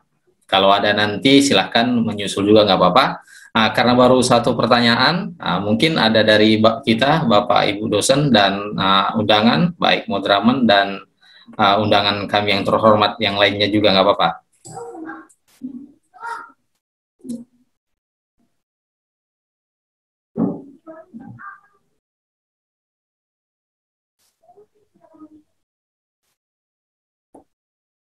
Ya, dari Bapak Ibu dosen ada? Atau dari Pendeta Eki, Pendeta Vera, Pertua Ananta Purba. Nah, ini dari semua dari unit-unit GPKP. Oke, kalau tidak ada, yang pertama dulu kami serahkan ke Pak Dani Barus. Seberapa besar kira-kira potensi IT ini dalam pengembangan listrik di masa depan, Pak? Ya, baik, Bu Jur ya. Pertanyaan dari saudara kami, Jisan Bayu Ginting ya. Seberapa besar potensi IT dalam pengembangan listrik di masa depan, gitu ya. Jadi bukan masa depan ya, di masa sekarang saja sudah sangat luar biasa gitu ya IT ini, terutama di kami ya. Kebetulan saya bertugas di tadi saya sebut namanya P2B. P2B itu pusat pengatur beban ya. Jadi tugasnya itu bagaimana mengendalikan listrik yang ada di seluruh Jawa, Madura dan Bali. Jadi kita yang menjadi pusat kendalinya. Nah, jadi dan 70% pendapatan PLN itu semuanya ada di Jawa Bali gitu. Jadi memang sangat penting sekali. Jadi kalau di tempat kita sendiri itu sudah sangat high tech ya. Itu sudah sejak beberapa tahun yang lalu, mungkin 10 tahun yang lalu IT sudah menjadi andalan kita ya. Bukan masa depan lagi. Masa lalu pun sudah menjadi andalan gitu. Jadi bahkan saat ini pun kalau ada kendala kita di IT itu bisa dibilang 60-70% proses bisnis kita terganggu gitu ya. Sehingga kita harus proses manual. Jadi kalau masa depan sudah mungkin lebih dari itu ininya ya, proporsinya IT di pengembangan listrik gitu ya. Artinya IT ini sudah menjadi suatu kebutuhan dasar lah ya, kebutuhan dasar di PLN ya untuk pengembangannya gitu. Dan semuanya sudah berbasis IT gitu ya. Kayak seperti kita sekarang gitu ya. Komunikasi rapat semuanya ya IT kan, seperti ini, rapat Zoom, kemudian komunikasi WhatsApp, kemudian kita mengoperasikan listrik itu semuanya IT gitu ya. Meskipun ada istilahnya kalau kita membaginya namanya, kita bagi dua ya, namanya OT dan IT gitu ya, IT dan OT gitu ya. IT itu mungkin sebenarnya IT juga sih ya, IT itu kita lebih ke arah perkantorannya, OT itu lebih namanya sebenarnya operation teknologi, tapi sebenarnya IT juga basicnya, cuman dia fokus ke tenaga listrikannya. Nah, itu juga sudah berbasis IT. Nah, jadi kalau kita bilang ya IT ini sudah menjadi darahnya bukan pengembangan ya, pengoperasian gitu ya. Pengoperasian itu artinya saat ini sudah IT base lah gitu. Nah, jadi kalau kedepannya sudah akan jauh lebih ini lagi, jauh lebih penting lagi gitu ya. Jadi memang kalau memang dari STMIK Newman ingin bergabung ya di sektor ketenaga listrikan misalnya di PLN, banyak nih banyak pegawai-pegawai di PLN itu yang basicnya itu IT gitu, basicnya IT, dan ke depan itu akan bertambah lagi. Jadi artinya ya tadi gitu ya, bisa juga nanti di kurikulumnya, di revisi kurikulumnya bisa misalnya ya coba lebih misalnya mendekatkan atau lebih mendukung misalnya ke sektor industri misalnya, itu nanti akan sangat gampang nanti para mahasiswanya untuk bisa segera mendapat kerja gitu ya, mendapat atau terlibat lah di sektor ketenagalistrikan ini gitu, atau di sektor industri lah pada umumnya gitu ya. Saya rasa itu mungkin kalau kita dibilang IT itu sudah menjadi kebutuhan dasarnya lah dari pengembangan kelistrikan ya, bukan hanya ke depannya tapi saat ini juga sudah menjadi suatu yang penting bagi kita ya. Itu aja mungkin dari kami, Pak India, jujur. Ya, terima kasih Pak Barus, Pak Dani Barus. Ada lagi kira-kira dari mahasiswa, dari Bapak Ibu dosen, atau dari undangan kami, dari unit-unit GPKP? Pak Ananta itu Pak Madi. Oh, Pak Ananta. Ya, silahkan Pertua Ananta. Ya, terima kasih. Walaupun barangkali pertanyaan saya kepada Pak Barus tidak berhubungan langsung dengan kurikulum ya, tapi atau mungkin juga nanti ada kaitannya. Pertanyaan saya begini, Pak Barus. Terima kasih untuk paparannya yang sangat baik sekali. Saya melihat ada dua yang organisasi, lembaga yang terlihat pesat sekali melakukan transformasi. Salah satunya adalah PLN dan kereta api, PT Kereta Api. Kita lihat ya, dalam waktu yang tidak begitu lama, saya sendiri melihat transformasi perubahan servis yang luar biasa, terutama PLN juga. Seperti tadi Bapak sebutkan, melalui aplikasi sekarang kita bisa sudah melakukan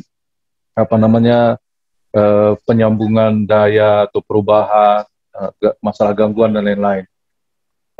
Pertanyaan saya adalah sebagai orang dalam di PLN, kira-kira apa yang dilakukan ya secara internal sehingga transformasi lembaga itu begitu cepat ya. Saya katakan cepat karena sudah begitu lama kita melihat seperti kereta api dulu misalnya dan juga PLN merasakan kurang dalam tanda kutip kurang baik lah begitu pelayanannya kepada konsumen. Tapi sekarang perubahannya sangat luar biasa sekali. Kira-kira sebagai sebuah organisasi lembaga seperti PLN misalnya, Pak Barus, apa kira-kira yang selama ini yang paling fokus dilakukan sehingga transformasi itu cepat terjadi? Karena sebagai gereja juga kan kita harus cepat bertransformasi juga dalam pelayanan dan barangkali juga sebagai lembaga pendidikan seperti STEMIK ini. Terima kasih Pak Barus. Ya, terima kasih atas pertanyaan dari petua kita Ananta Purba, perwakilan dari Matraman. Hal apa yang paling fokus yang dilakukan di PLN sehingga transformasi begitu pesat, begitu cepat yang dilakukan? Itu kira-kira inti dari pertanyaan dari beliau, dari petua kita, Petua Ananta Purba. Kami ada lagi dari Pak Friendly. Silakan Pak Friendly. Baik. Ya, pertama mungkin ini kan sangat ya Pak ya, kan seperti pengendalian jarak, saklarnya, switch-nya itu kan sekarang sudah banyak. Nah itu seberapa besar pemanfaatannya untuk saat ini, dan ada nggak kemungkinan dalam pengembangan IT atau IoT ya, karena kan umumnya PLN ini kerjasamanya dengan perusahaan besar ya. Nah jadi saat ini kan di Kementerian kan Kedaireka, di mana di situ bisa mempertemukan antara dunia pendidikan dengan dunia bisnis ataupun dunia industri, di mana mereka bisa kolaborasi dalam bidang penelitian gitu Pak. Nah, ada nggak kemungkinan seperti ini antara PLN dan kampus? Kemudian yang ketiga ini Mungkin lebih kepada soft skill ataupun ini ya, hard skill mungkin boleh juga. Misalnya Bapak ini memilih bawahan nih yang membantu Bapak mau mencari anggota lah gitu. Kira-kira kriteria yang Bapak inginkan, misalnya itu dari alumni kami, supaya bisa Bapak terima itu seperti apa? Mungkin itu dulu Pak. Terima kasih Pak. Ya, terima kasih Pak Friendly. Ya, tadi pengendalian jarak jauh ya, pemanfaatan pengendalian jarak jauh ya, termasuk pengontrolan saklar dan sebagainya ya. Terus hubungannya dengan kerjasama antara PLN dengan kampus ya mengenai IoT tersebut, sehingga bisa dilakukan sebuah kerjasama antara PLN dan kampus. Terus yang ketiga tadi soft skill ya, soft skill seperti apa yang dibutuhkan untuk bisa bergabung di PLN. Ini kira-kira tadi dua pertanyaan dari yang bertanya dari teman-teman kita. Ada lagi yang lain? Oke, kalau nggak ada, kami persilahkan kepada Pak Denny Barus untuk memberikan tanggapan, Pak. Terima kasih Pak Pandia. Pertama menjawab dari pertua kami ya, Pertua Purba terkait transformasi ya, mengapa begitu cepat? Kalau kami sebenarnya di internal ya Pak, mohon izin ya, sejujurnya kami merasa ini terlalu lambat sebenarnya Pak, terlalu lambat ya. Mungkin di luar melihatnya terlalu cukup cepat, tapi sebenarnya di internal kami sudah cukup lama sebenarnya ini mendiskusikan ini kok kita lambat sekali berubah gitu ya. Karena apa? Karena di perusahaan lain itu sudah banyak istilahnya bergerak atau istilahnya mengambil sebagian porsi bisnis kita gitu ya. Contohnya Pertamina. Mereka itu udah buat namanya Pertamina Energy. Dan itu bisnisnya banyak tentang pembangkit-pembangkit maupun membuat baterai ya, membuat charging listrik dan sebagainya, itu yang sebenarnya bukan core bisnisnya Pertamina, termasuk juga PGN juga ada seperti itu. Sebenarnya ini sudah terlambat kalau menurut kami, tapi paling tidak sudah ada kegiatan. Artinya apa? Artinya memang orang luar sudah melihat ya, sebenarnya dari perusahaan luar sudah melihat bahwa arahnya semua nanti ke depan itu akan ke kelistrikan gitu. Dan kelistrikan itu PLN tidak bisa lagi menjadi monopoli ya, tidak akan bisa lagi jadi monopoli. Karena tadi ya, listrik itu tidak lagi hanya disuplai dari satu sisi atau dari satu sumber ya, semacam tadi centralized atau konvensional, tapi nanti ke depan itu semua masyarakat bisa menjadi produsen sendiri. Dan itu kalau PLN hanya seperti sekarang gitu ya, ya nanti ke depannya kita hanya akan jadi dinosaurus gitu. Itu yang seringkali digaungkan oleh direksi kami. Maka kita ingin PLN ini hanya menjadi dinosaurus gitu. Artinya sesuatu yang besar, yang sangat giant, tapi itu cerita masa lalu gitu. Cerita masa lalu yang mungkin anak kita atau cucu kita ke depan itu hanya tahu itu ceritanya aja, nggak tahu yang mana bendanya. Itu yang memotivasi kita untuk segera untuk segera cepat untuk berubah, bertransformasi. Sehingga akhirnya di direksi yang baru ini dibuatlah transformation beyond generation gitu ya. Memang sepertinya cukup cepat, tapi sebenarnya kalau di internal kami ini cukup lama sebenarnya. Artinya kurang cepat lah, karena di perusahaan lain itu sudah jauh lebih leading untuk menghadapi 4.0 ini gitu. Tetapi karena memang secara infrastruktur PLN itu sudah siap, sehingga kelihatannya langsung menjadi leader ya. Padahal sebenarnya perusahaan-perusahaan lain jauh lebih dulu melaksanakannya gitu ya.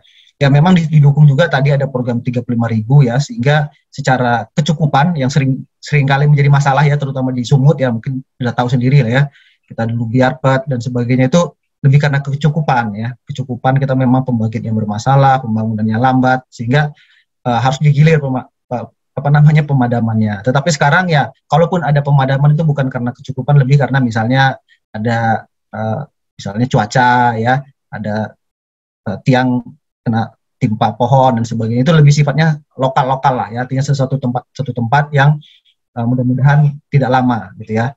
Itu lebih karena situasi di lokasi ya gitu ya, yang karena memang jaringan kita itu sangat expose ke kondisi alam ya, yang jadi sangat mungkin terjadi gangguan oleh karena alam. Tapi secara kecukupan sudah tidak ada masalah lagi gitu ya. Jadi kalau dibilang menurut kami sebenarnya transformasi ini sudah dimulainya cukup lambat, tetapi memang belakangan cukup agresif ya, cukup agresif termasuk dari pelayanan-pelayanan kita sudah cukup banyak langsung menggunakan teknologi-teknologi digital ya, startup dan sebagainya. Ya mudah-mudahan itu bisa termasuk meningkatkan pelayanan ke masyarakat gitu ya.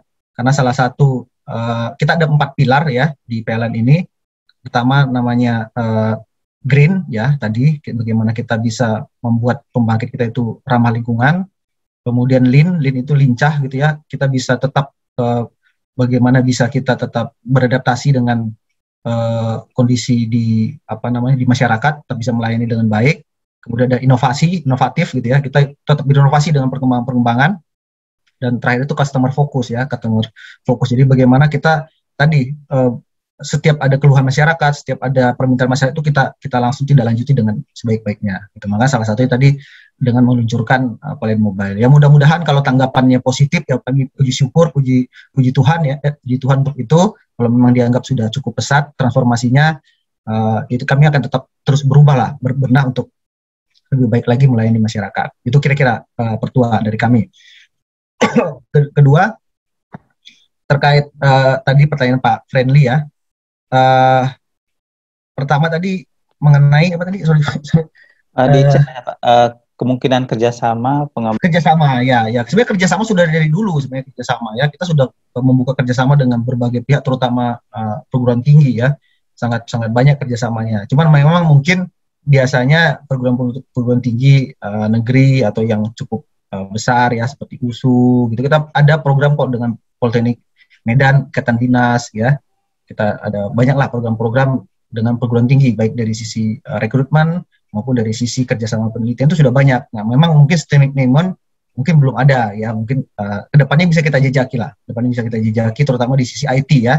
Nanti bisa langsung dengan PLN di wilayah di sana ya, di namanya unit induk wilayah Sumatera Utara gitu. Itu bisa dijejaki lah, dan itu memang dibuka kok, terutama dengan perguruan tinggi. Bahkan kalau dengan perguruan tinggi kita sifatnya MOU, nggak ada lagi sistem lelang, kita langsung kerjasama bisnis to bisnis gitu. Jadi apapun itu bisa langsung cepat lah gitu ya, terutama untuk keterlibatan perguruan tinggi di industri itu sangat mungkin. Apalagi kalau terkait IT ya, memang IT juga kita banyak sekali ya, pengembangan aplikasi itu sangat butuh IT nantinya. Nah, itu sangat mungkin lah kita buka. Nanti tinggal kita lihat bagaimana peluang-peluangnya atau aturan-aturan yang berlaku di kedua belah pihak gitu ya. Kemudian apa tadi masalah switching tadi gimana tadi ceritanya tadi? Bila yang Bapak pertama, memilih bawahan yang memilih bawahan ya. kriteria. Saya rasa umum lah itu, saya rasa di semua perusahaan juga sama ya. Kita ada seleksi termasuk di PLN juga, saya rasa sudah standar itu ya seleksinya. Ada mungkin seleksi tertulis, ada seleksi berkas, kemudian psikotes seperti itu ya, baik hard skill maupun soft skillnya ya diuji ya. Seperti kami sampaikan tadi, yaitu bagaimana mungkin motivasi ya, terutama motivasi masuk PLN itu seperti apa, dan yang paling klasik itu adalah satu, siap ditempatkan di mana saja, itu yang seringkali menjadi kendala gitu ya. Itu pasti akan selalu ditanya terakhir, karena kita perusahaan kita ini melayani dari Sabang sampai Merauke, dari Niangas sampai Pulau Rote, kira-kira gitu seringkali disampaikan. Artinya siap ditempatkan di mana saja di Indonesia gitu ya. Ada yang mungkin penempatan pertama di Papua gitu, ada penempatan di Niangas gitu ya, atau di NTT, banyak sekali yang seperti itu, yang mungkin selama ini dia sekolahnya tinggalnya di Jakarta atau di Medan, tiba-tiba penempatan di Sorong, di Papua, di Wamena, itu sangat mungkin. Nah itu yang seringkali menjadi kendala untuk banyak orang-orang yang nggak siap gitu ya, kalau harus ditempatkan di daerah-daerah terpencil gitu. Padahal itu sebagai suatu peluang juga ya untuk mengasah diri, juga bisa bagaimana melihat masyarakat terpencil itu dari dekat gitu ya. Ya jadi sebenarnya hampir sama sih sebenarnya di perusahaan, karena kita juga biasanya meng-hire konsultan independen biasanya untuk procurement ini, untuk membuat penerimaannya ini seobjektif mungkin. Kita lebih hanya mengurusi administrasinya aja, tetapi keputusannya itu kita sudah meng-hire SR konsultan untuk yang memang punya kompetensi untuk dari sisi rekrutmen ini gitu. Jadi saya rasa hampir sama lah.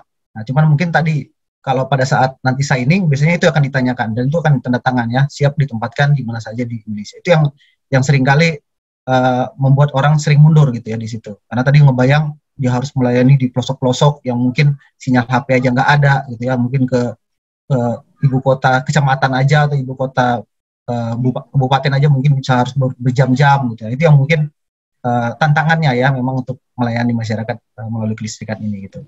Itu mungkin dari kami Pak Friendly. Oh, Pak, maaf saya ini sedikit. Maksudnya gini Pak, kalau misalnya ini tidak rekrutmen dari PLN-nya Pak, maksudnya gini, misalnya ini Bapak kan dipilih sebagai senior manager gitu ya Pak ya.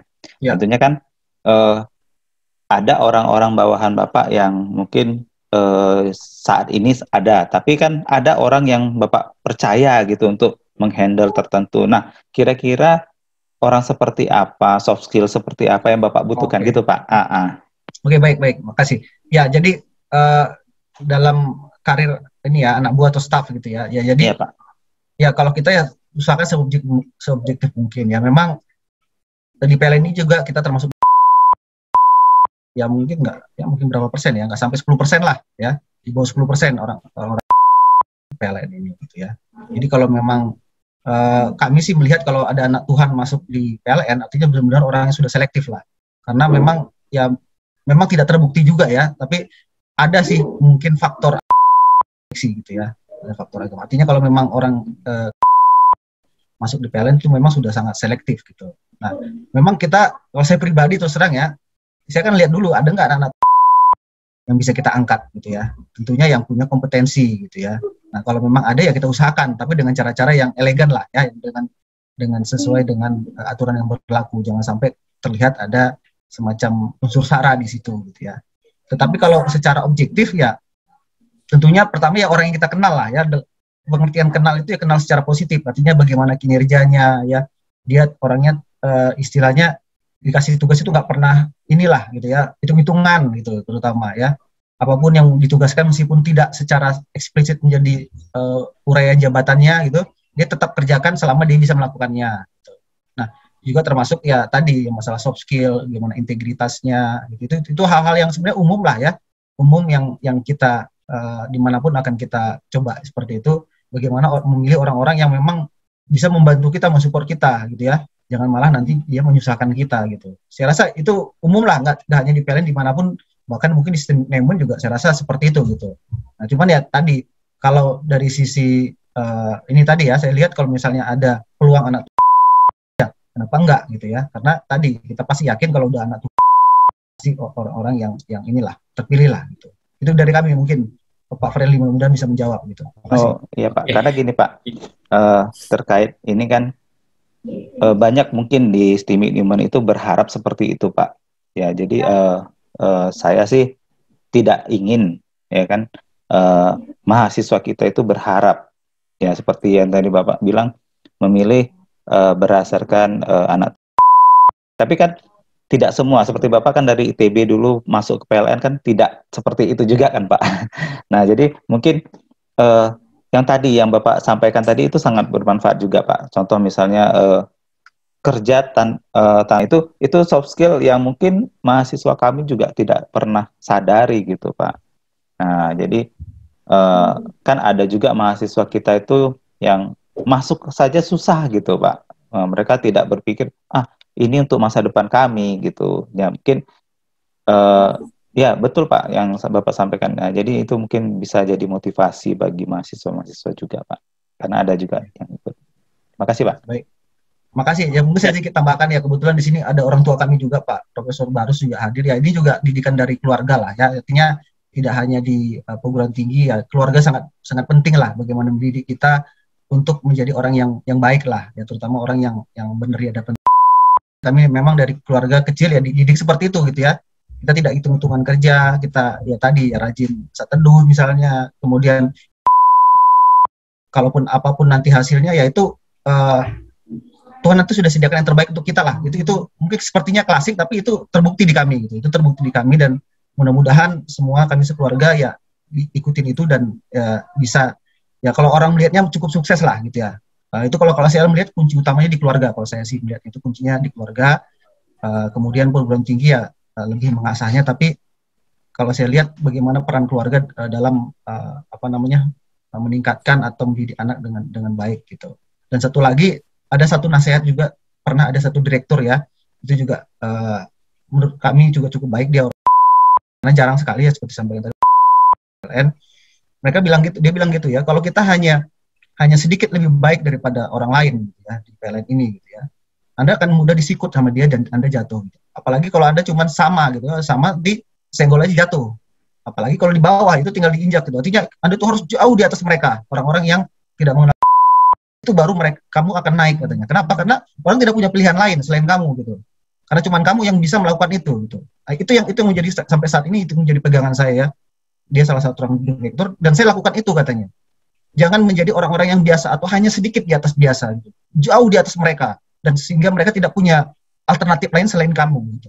Nah, itu yang akan membuat kita naik gitu ya. Memang satu sisi kita tetap berharap pada Tuhan, tapi di sisi lain kita punya kendali untuk itu. Kita punya kendali untuk itu, untuk bagaimana kita membuat diri kita menjadi seorang yang excellent. Itu aja mungkin tambahan dari saya. Makasih. Oke, terima kasih ya kepada Pak Denny Barus atas masukan, atas motivasi yang luar biasa yang diberikan kepada kami, ya, kepada mahasiswa-mahasiswa STEM Newman. Dalam revisi kurikulum ini, kami akan mengambil ya bagian-bagian yang disampaikan dari Pak Barus tadi, Pak Denny Barus, menjadi pertimbangan-pertimbangan yang harus kami gali kembali supaya menjadi bagian dari kurikulum dari STEM Newman. Banyak tadi disampaikan seperti penggunaan IoT, bagaimana belajar IoT ini, terus bagaimana proses pengembangan aplikasi yang bisa ya, yang bisa diterapkan di dunia kerja ya, tidak hanya di PLN. Tadi PLN sudah menyampaikan ada aplikasi mobile yang dibuat oleh PLN. Hal-hal seperti ini juga menjadi bagian dari kurikulum STEM Newman saat ini. Dan IoT nanti akan kami diskusikan kembali, dan juga berhubungan dengan Big Data dan AI. Ini tadi yang berhubungan inti dari yang disampaikan oleh Pak Denny Barus, yang berhubungan langsung dengan kita, sistem informasi dan teknik informatika di STEM Christian Newman Indonesia. Kita tadi dikasih kesempatan Pak Denny sekitar jam 9.45, sekarang jam 10.48. Kita hanya pakai waktu lewat sedikit aja, nggak apa-apa Pak. Jadi kami mengucapkan banyak terima kasih kepada Pak Denny Barus yang telah meluangkan waktunya untuk memberikan kami masukan, arahan, motivasi. Kiranya ini dapat kami lakukan, dan kami berdoa kepada keluarga besar Pak Denny Barus, Profesor Barus, ini menjadi tetaplah diberkati Tuhan, dan tetap jugalah memberkati orang-orang di sekitar kita, terutama kampus kita STEM Christian Newman Indonesia. Dengan rasa sentabi, dengan rasa tidak mengurangi rasa hormat, kita tutup sesi pertama ini dari Pak Denny Barus. Kami serahkan kepada MC. Terima kasih.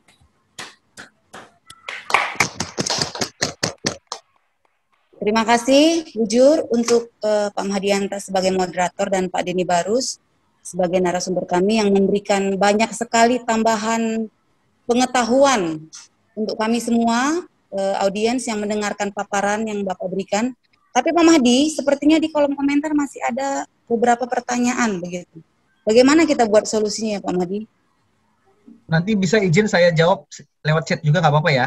Oke, boleh Pak, boleh. Ya. Terima kasih banyak. Jawab lewat chat aja. Ya. Terima kasih banyak Pak Denny Barus. Yo, Bujur. Baik, selanjutnya kita akan melakukan penyerahan sertifikat secara online kepada narasumber kita pagi ini dan moderator. Kami mohon bantuan yang dilakukan oleh Ketua STEMIK Christian Newman Indonesia, Bapak Jakaria Sembiring, STMSC. Kami mohon bantuannya, Pak. Ya, terima kasih Ibu Caca. Jadi pada kesempatan ini saya selaku Ketua STEMIK Newman Indonesia memberikan kehormatan kepada orang tua kami, kepada Mama, Profesor Dr. T. Barus, untuk menyerahkan sertifikat ini kepada narasumber kita, yakni Bapak Dani Harmedi Barus, ST, MSc, PhD candidate ya. Mudah-mudahan cepat selesai PhD-nya supaya bisa kita undang lagi menjadi narasumber. Jadi dalam hal ini saya akan set layar kita, Bapak Ibu.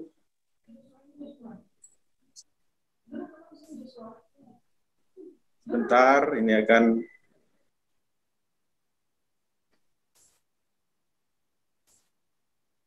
saya akan cari.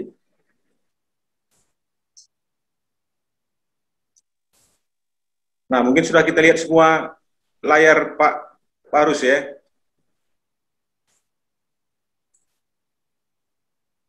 Bapak Barus ini adalah orang tua dari narasumber kita, Pak Dani. Saya akan carikan dulu. Tadi sudah di-share sama saya, Bu Caca ya? Sudah Pak, saya Japri tadi Pak. Oke, oh ini ya, ya, udah ada sama saya. Jadi, Dani.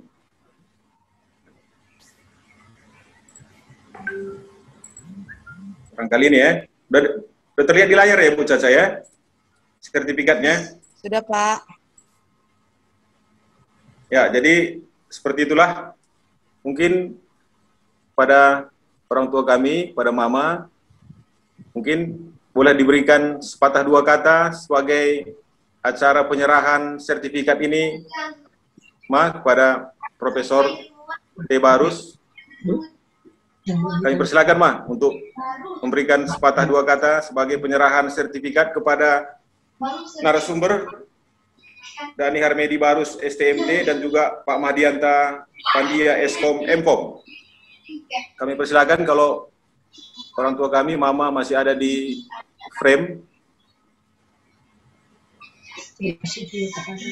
Ya, jadi pertama-tama kita mengucapkan terima kasih kepada Tuhan, di mana Dia telah memberikan waktu kepada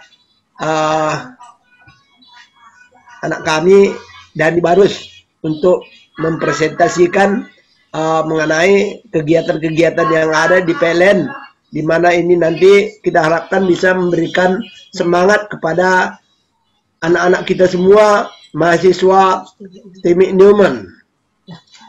Yang kedua, terima kasih juga kepada Ketua Newman ya, yang bisa juga memanggil Dani sebagai narasumber pada acara mengenai perubahan daripada kurikulum kita di Newman ini sesuai dengan kebutuhan pada saat ini. Yang kedua, kami juga mengucapkan terima kasih kepada yang mewakili Moderamen, yaitu pertua kami Purba, Pak Purba, yang juga tadi telah memberikan ya bagaimana pandangan mengenai Newman kita, dengan harapan kita mudah-mudahan Newman ini makin maju ke depan.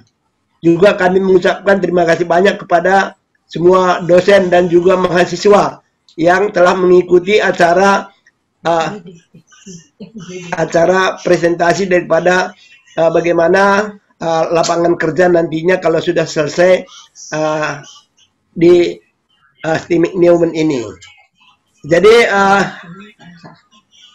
Jadi kami sekian saja dulu, masih banyak lagi mungkin acara yang lain. Dalam hal ini, dengan ini kami menyerahkan sertifikat kepada saudara anak kami Dani Barus serta saudara Mahdianta Pandia ya, Mahdianta Pandia sebagai moderator. Ya, sekian dan terima kasih. Terima kasih. Ya, tepuk tangan yang meriah. Iya, terima kasih, Ma. Mohon juga dukungan doa untuk kampus kita STMI Christian Newman Indonesia. Terima kasih, Pak Dani ya, bukan Denny ya Pak Madi, Pak Dani Barus. Semoga Tuhan memberkati. Salam buat permen kami, Ben dan Olin, dan juga Turangku di Depok. Ya, kami kembalikan kepada Ibu MC, Ibu Caca. Terima kasih Bu Ca. Mungkin izin dulu Pak, sebelum kembali ke MC. Jadi saya pribadi mengucapkan terima kasih untuk kesempatannya dari STEMIC Neumann memberi kesempatan kami sedikit sharing ya. Di FGD ini kami sangat mendukung bagaimana STEMIC Neumann bisa kedepannya bisa lebih maju lagi, lebih bisa ikut memajukan juga ya, kalau nggak kita bilang orang Karo lah ya, atau yang GBKP yang ada di Medan ini. Dan kami juga ya sebisa mungkin nanti kalau memang ada peluang-peluang kerjasama di PLN nanti kita coba cari cara-caranya. Demikian dari kami, dan mohon maaf juga kalau tadi dalam penyampaian ada hal-hal yang kurang berkenan, yang mungkin dirasa tadi kurang pas. Sedabi kami mohon maaf, sekali lagi tidak ada unsur kesengajaan, itu lebih karena mungkin kelemahan kami. Demikian, terima kasih Tuhan si masuk-masuk kita Krina. Bujur. Terima kasih, terima kasih Bujur Pak. Kami ucapkan, kami doakan Bapak semakin bersinar di dalam pelayanan dan pekerjaan. Tuhan Yesus memberkati. Bujur malam Pak Dani Barus. Bujur. STEMIC Kristen Neumann Indonesia, pendidikan tinggi bagi semua, maju menuntun anak bangsa, membangun masa depan. Dapur teknologi yang disiplin beriman, landasan masa depan. Berkarya berjuang ciptakan peluang,